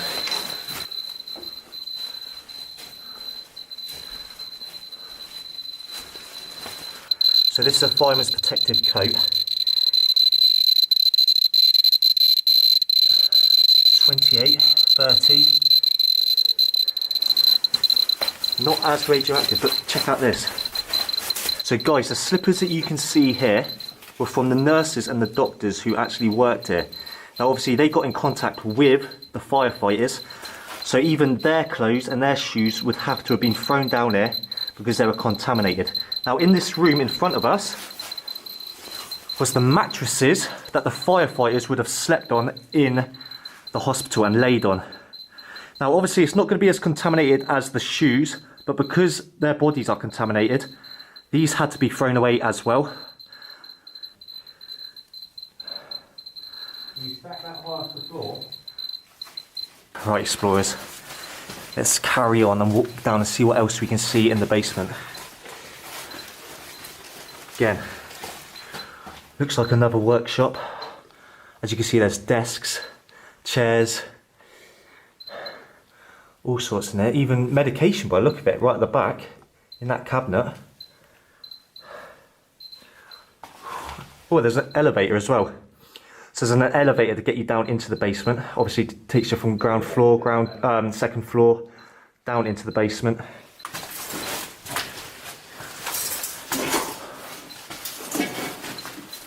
Looks like some sort of fire down there.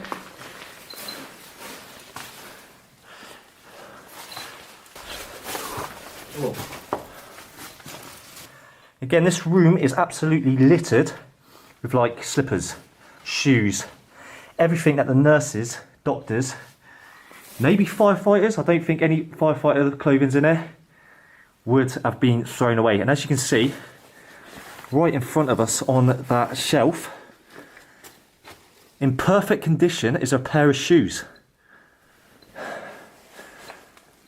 And as you can imagine, they would have been left there from 1986 and they're still in that perfect condition, never been touched.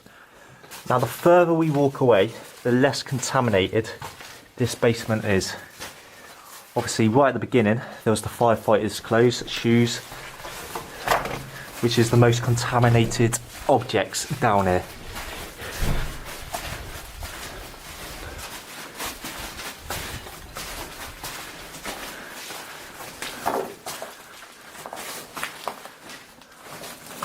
Old beer bottle.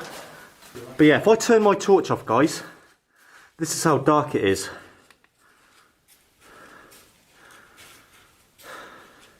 Let's turn the light back on. Now as I walk through here, you could just imagine the panic and the chaos that would have gone on around us. The nurses would have been down here, throwing all the firefighters' clothes away as fast as they could. Now, as you can see, the paint are peeling off from a lot of these boilers, machinery. It gives it that extra eerie feel as we walk through it. Again, explorers, before we leave this basement, firefighters' trousers, firefighters' shoes, safety jacket, nurses and doctors' slippers, just all left down there.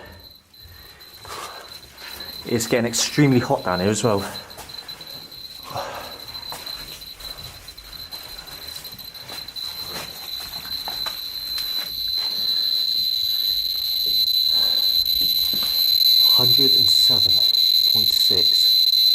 Now this room, out of all the rooms in the basement, has got the most equipment from the firefighters in there.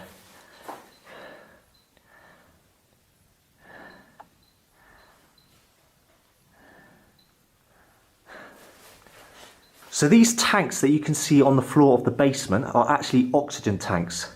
They were used for patients that were struggling to breathe and help them to breathe a little bit better. Now, as well, these have been thrown down there. I don't think they're as contaminated as the rest of the stuff down there, but they didn't want to take any chances and just threw them down into the basement. And that's where they've been ever since.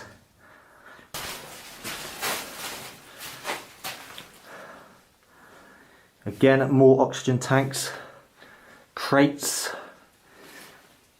Now this is a trolley that I'm guessing would have brought like tea, coffee, maybe medication as well, drinks to the patients, but most likely medication that the nurses would have pushed through to the patients.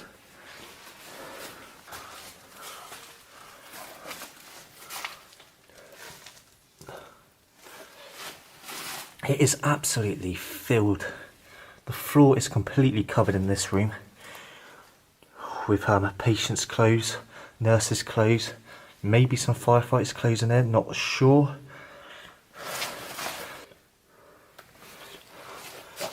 Right, explorers. Like I said, it's not a good idea to be down here too long. So that is the basement explored. I think I've been down here long enough now. I don't want to tempt fate. I think it's time to leave. Oh, fresh air.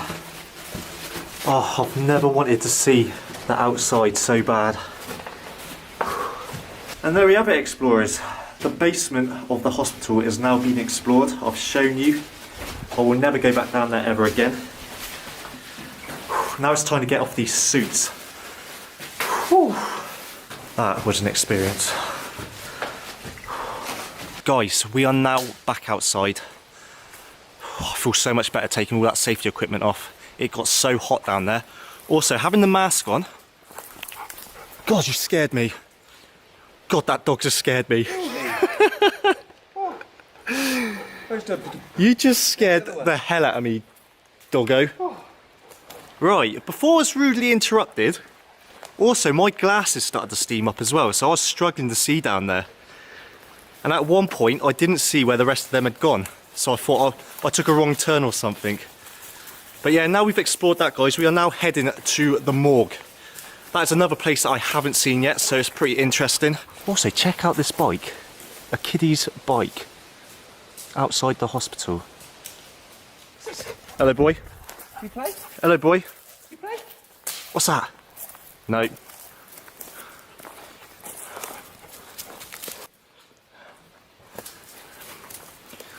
All the dogs here love Igor. They come straight to him, they want to play with him. Me and Luke, they know we're foreigners. So they're like, right, we're not going to come anywhere near you. This one's a little bit more timid. He looks proper wild, that one. Yeah, it looks almost like a husky. So as we was in the basement, I told you guys about one of the entrances being blocked up. And this is it. You remember me showing you the sand that was in one of those rooms? Now this is the top. Now this would have been one of the entrances to get into the basement, but now it's completely filled in. Right, explorers, we are still in Pripyat Hospital. We are at the children's ward. Now what I'm going to show you is actually quite sad. In this room here, as you can see, very small beds. Now this is where the patients, the children patients, would come,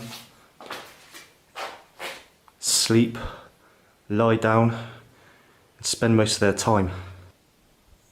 And it's actually quite sad to see.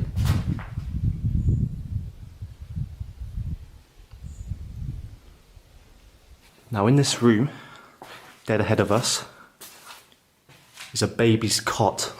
Next to it is like surgery lights.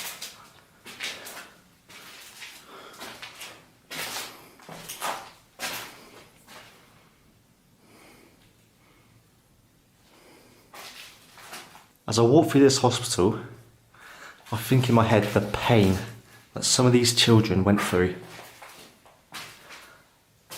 It must have been absolutely horrendous. So we finished in the children's ward. That was only a quick stop. Now we are coming into the morgue. Oh, this is creepy. There we go. This is the slab where the body would have been put.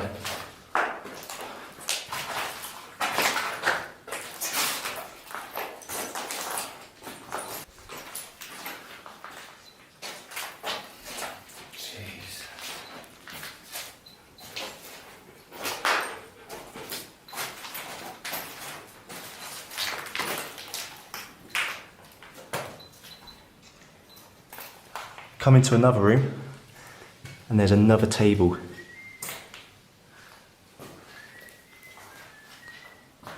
As you can see on this table, we have got the human body, the skeleton inside.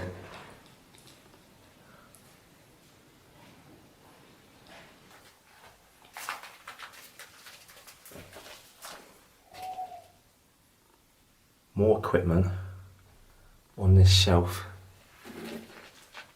Glass bottle with some sort of liquid inside.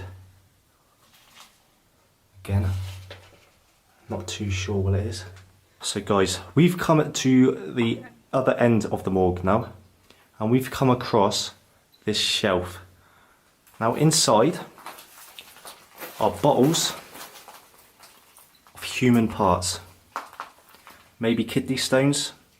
Whatever are in it was the cause of death for the body. And they would jar them up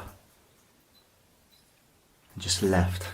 Now if there's any doctors watching this video, leave a comment down below what you think are inside these bottles.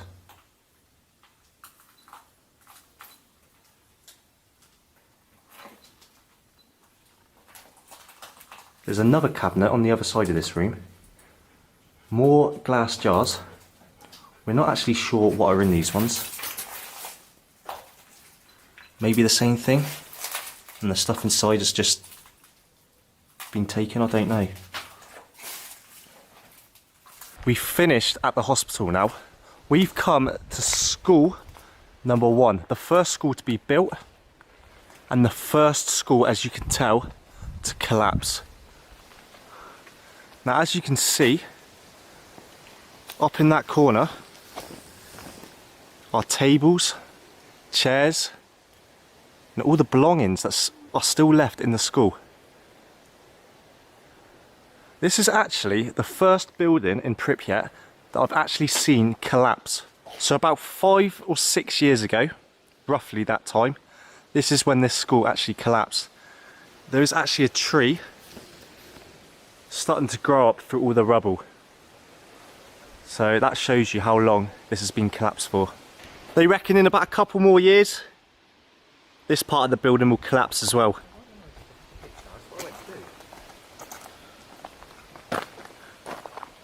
So there are 5 schools in Pripyat. 2 of the schools actually have a shooting range. So the boys in the school would have actually been trained to shoot guns. The girls wouldn't do it, just the boys. Now, most of the schools would have a bomb shelter and a greenhouse. Now, I've just walked past the greenhouse. I'm not sure if we're going in it. Nope. Tour guide Igor is looking at me now, saying, where are you going?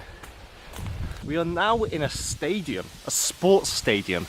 Now what you can see here is a volleyball court. Now behind us, here, is the entrance to get into the stadium. Now people would come to watch like the sports and play sports, which is pretty fascinating. And again, as you can see, nature is completely taken over. I'm pretty sure guys we're still in the stadium. Igor has walked on this way. Maybe there's more interesting sports stuff to show you guys. I don't know. I know we are heading to school number 5, the latest school to be built, which was built in 1985, a year before the disaster happened. So this stadium that we're in, the sports stadium, was never opened. The official opening date for this stadium was May the 9th, and obviously the disaster happened before and it was never opened. I'm going to go into the grandstand now and show you what view the visitors and the audience would have had. And go all the way to the top. It's amazing to think, just like the theme park, this was never opened and never used.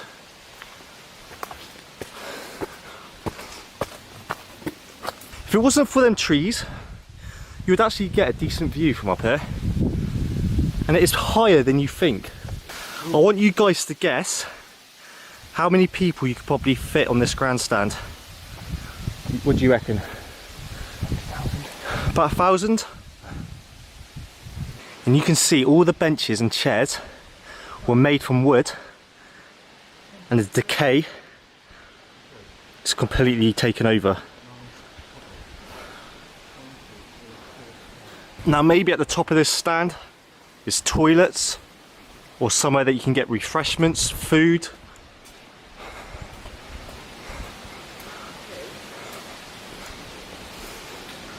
Well, I'm not too sure actually. It goes underneath, under the stand. Right, so guys, I am now behind the stand. Maybe these rooms were used for changing rooms, maybe toilets. I'm not quite sure. They're just empty rooms. Empty rooms, I can't tell you what they are. If I go further on down, yeah, we've got a toilet there. Let's go back through the corridor and go underneath the stand if we can. I think we can. There's some stairs to the right. All these doors banging.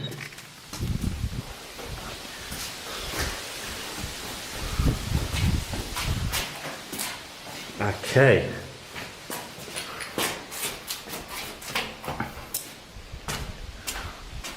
Look how long it is. It's the entire length of the stand that we're underneath now. This room is directly under the stand. That's where the seats are. I'm guessing the athletes would have used this either to get changed or get ready for what they're about to go out and do. Now there's a door here to the right that leads you to the bottom of the stand. Is it the bottom or are we halfway? No, we are halfway, okay. That was a tour of the grandstand of this sports arena, or this sports stadium. Going to carry on. Apparently there's a shooting range that we're going to explore now. I'll see you down at the bottom. We've come now to school number 5. This is the latest school, yeah? To be built in 1985, a year before the nuclear disaster. So that shooting range that I was talking about earlier on belongs to this school. And people from other schools would have come to use this shooting range as well. This is school. cool school. Cool school. Cool school. Too cool for school. Yeah, very cool school. So there isn't much to explore in this school. A lot of the rooms are empty. So we're going to go straight to the shooting range and not waste any time. It's like most abandoned places you come to. Most of the rooms are empty. On the floor here, guys, is Cold War gas masks. Now, these gas masks would protect students from an attack from like the Americans or the British. And you can see inside. That looks quite cool, actually. Right, so we've just entered the shooting range of school number 5, and as you can see, there are thousands of gas masks on the floor. Children's gas masks, baby gas masks. Also, there are crates of gas masks in there that have not even been opened. Now we've actually found the shooting range. And as you can see, how long and how echoey it is. Again on the shooting range, more gas masks. And what's that, a belt? Bag. A bag to put your belongings in? To put the gas mask and filter. Ah, okay, the gas mask and the filter would actually go inside the bag. Well, that's the filter.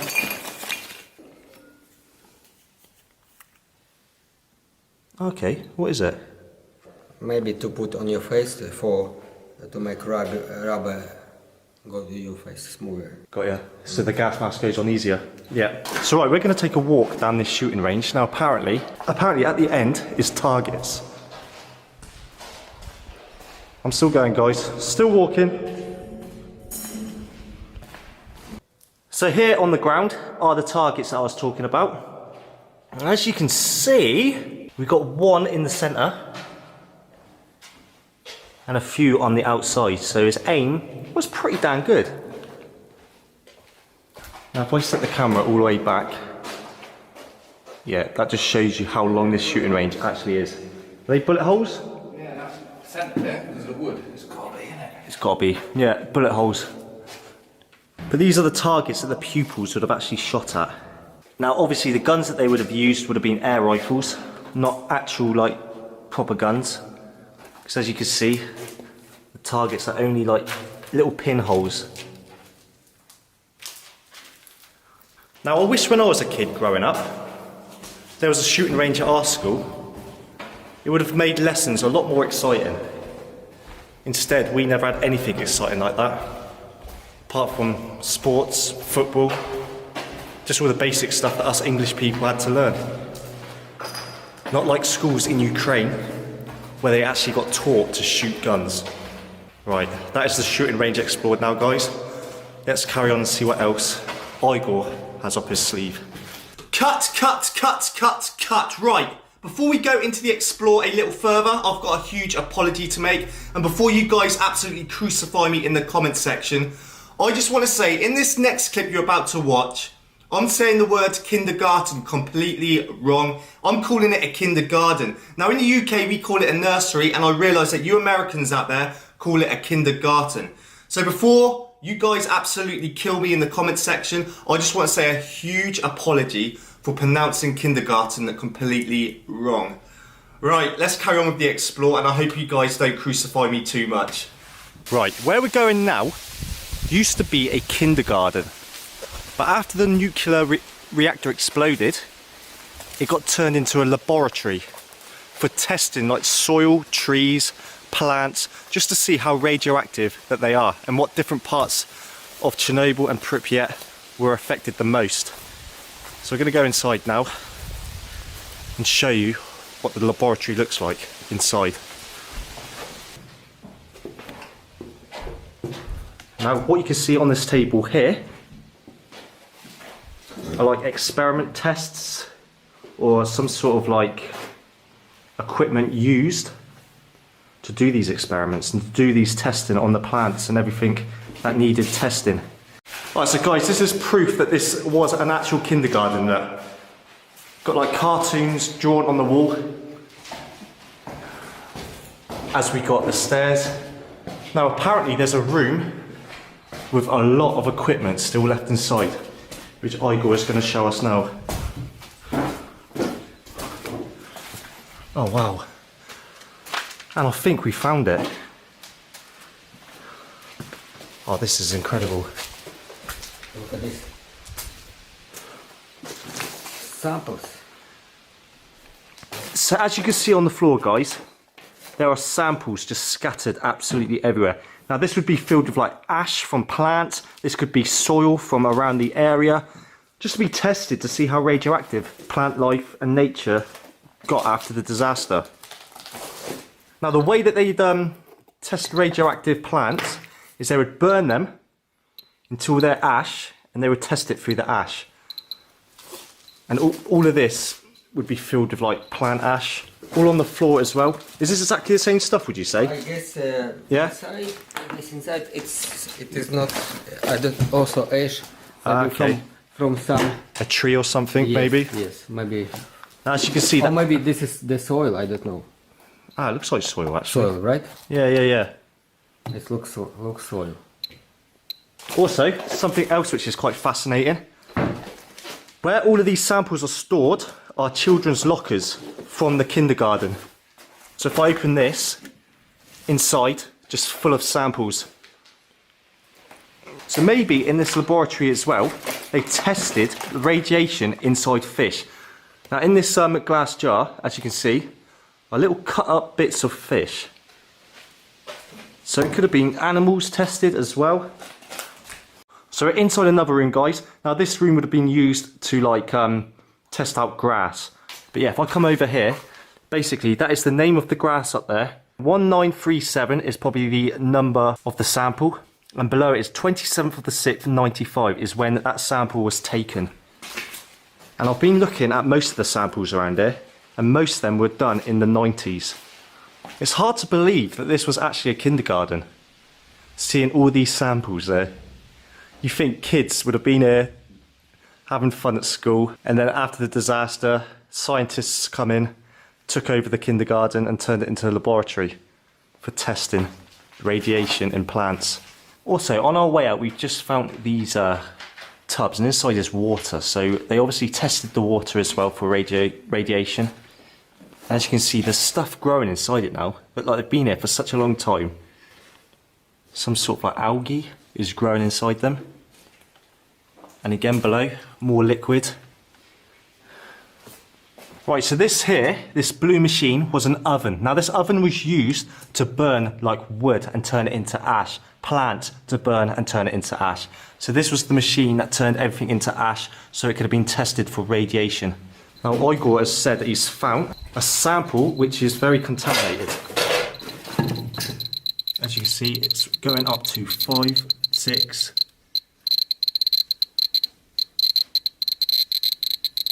7. Everything in this laboratory is radioactive, but this sample here more than the rest of it. One more time. 0, now 1. Straight up to 8. Right, this is the last room that we're going to explore inside this laboratory / kindergarten. Now as you can see, this is the last remains of the kindergarten just left there. So you've got like children's building blocks. You have like a page of a book. And a box with some trains on it. And some toys, just basically toys are left there. We have now left the laboratory / kindergarten. Now we are seeing something now which is pretty incredible. We are here next to the famous claw. So the claw was used to remove radioactive material from around reactor number 4. Now Luke's got the Geiger counter. This thing is still very radioactive. And there it is.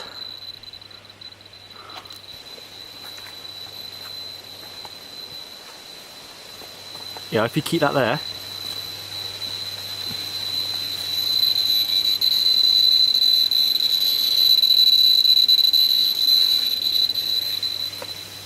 Now I read an article online, and it was over the news in the UK, that this claw is so radioactive that if you touched it, it would kill you.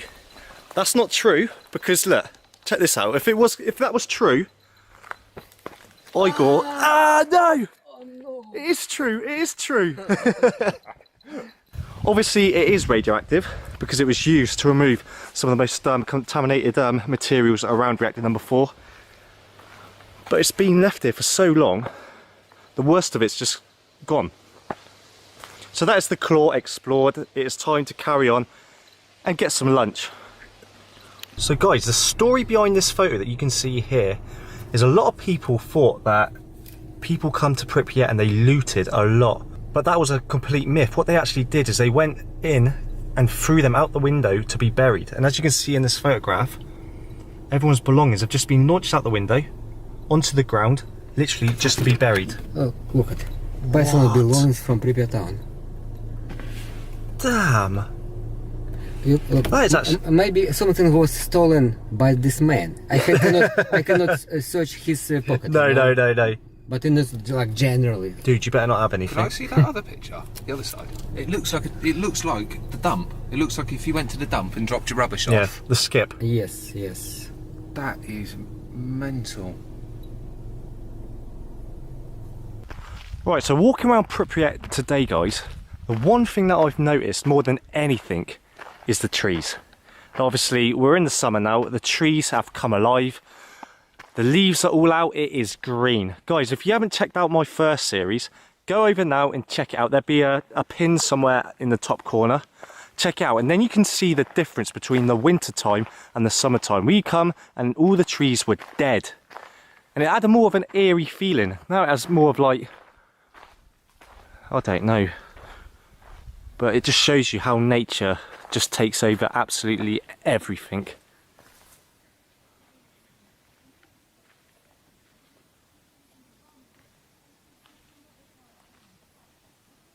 I've only been in Pripyat for like 5 minutes, and I can already tell there is a lot more people here already than there was when we first come before the HBO series dropped.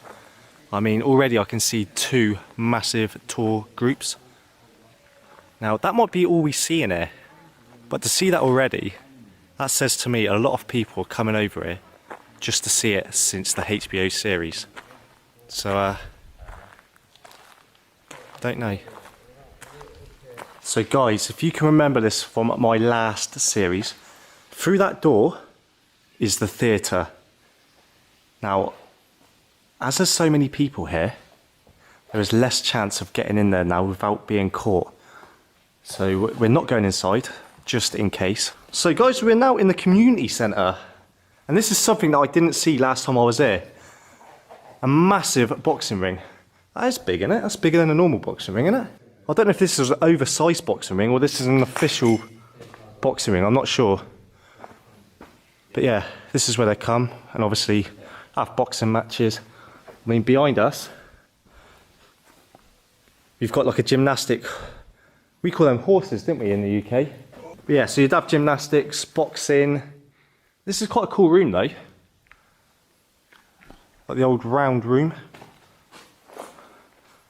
360-degree view of outside. Okay, another swimming pool. Okay, this is another thing that I didn't see on the first time I came to Pripyat.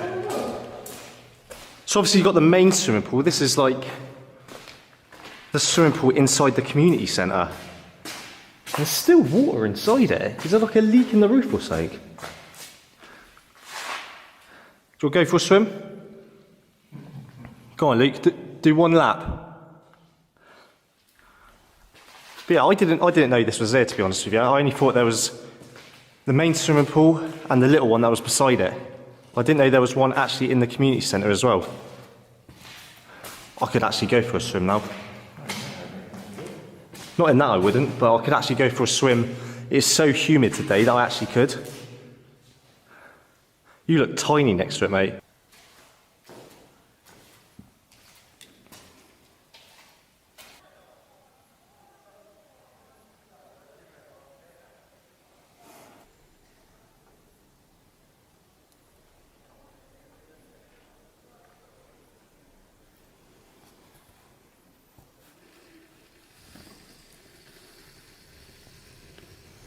Now, apart from the view, guys, what we have below us is a sports hall. Like you see, there's indoor football already set up.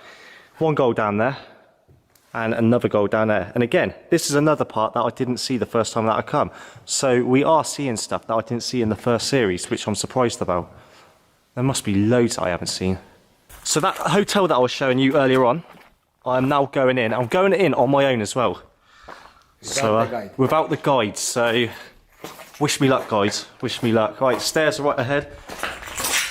But I've got a funny feeling that while I'm on my own, Igor is going to hide behind me somewhere and jump out at me. I just got that feeling.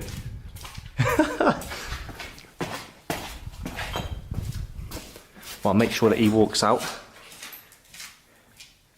Right, he's gone. Right, I'm on my own. Honestly, guys, such a great tour guide Igor is. Shown us so much stuff that I didn't think that we'd see today. I think the highlight of the trip has definitely been going into reactor number 5. So explorers, we have now made it at the top of the hotel. I'm absolutely out of breath. I really need to stop smoking. I really do, and I need to get myself fit. When I was younger, I'd have bombed up those stairs like nothing. But as you can see, the view again, absolutely spectacular. You've got the reactor number 4 over there. We've got the apartment blocks over there, and if I walk over here,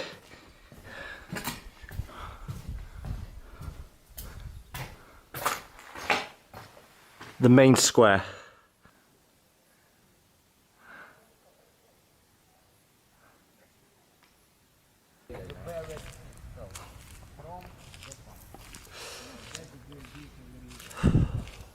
Nature always wins, and this tree is one example of it. Check it out, it is trying to eat the merry-go-round. So Igor has just gone off into one of the buildings. Now he says that he's going to get something which could be one of the most radioactive objects in Pripyat. This is polonium. Polonium. And you are Litvinenko today. Ah, okay. Can you open it? If he can open it. By your mouse. He's trying to kill us.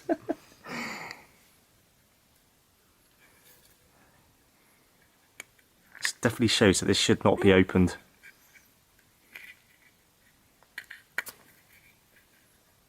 Oh, it's coming. It's indeed plutonium welded. It's plutonium welded. That tiny bit that's in that bag is supposed to be, would you say, one of the most radioactive things that you've seen in Pripyat? Yes. Yeah? Remember, since this morning, fire. So that is the radiation that we've had in our body for the whole day, which is next to nothing. It's like 0.005 millisievert or 5 microsieverts. Since this morning, it's nothing. So that's for the whole day that we've been out? Except till 100. Yep. Okay?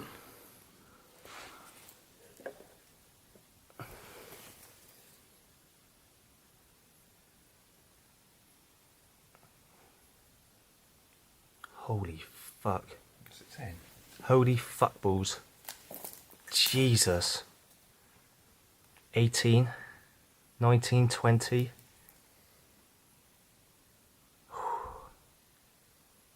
And it's still going up as well. It will be going up forever. It just won't stop now. Non-stop, because it's collecting. This is total. Is that the total for the day, did you say? That's going up? Yeah, that's the total that's going up now. Oh, shit. So that... So usually in normal life, we getting around 3 to 4 per day. So this is almost like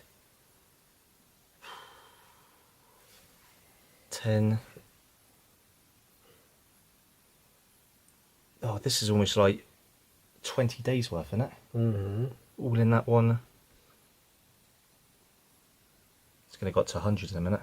Very soon, like a month dose for normal people outside of the zone.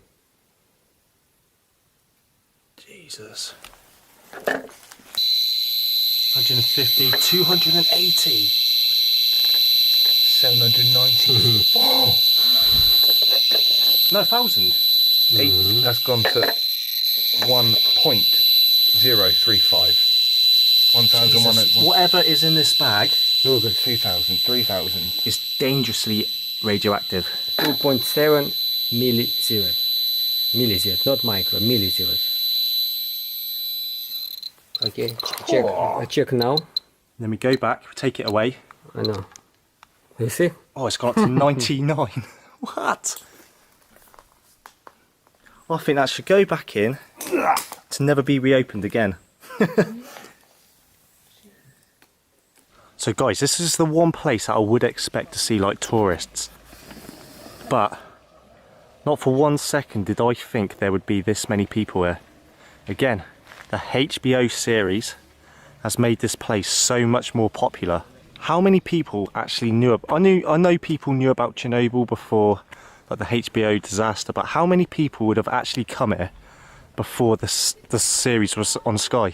Before HBO released their series, how many people would have actually thought of coming over to visit Chernobyl? And just the fact that people have watched that, it has become like a tourist destination now. It really has. But yeah guys, I know I've shown you this all before, but I want to show you again. And we've got the bumper cars over here.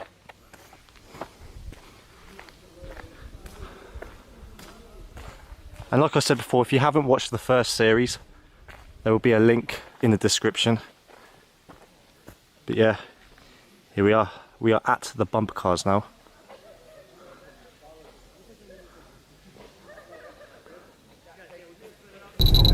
So guys, we're leaving at Pripyat now. We've left Pripyat and we're driving back to our hotel. We're just driving through the Red Forest. Now as you can see, Put your hands off. wow, as we drive past the Red Forest, it's gone up to 19. 62? 68? That's You remember? surprising. You remember that little dot? To see more, we had to almost touch it. Yeah, yeah, Now yeah. it comes many meters away. Imagine how many little dots there. Yeah, oh god, loads. Yeah. Guys, check this out. Oh, it's gone. Joking. Oh, there's another one. Look at this. Bloody pigs.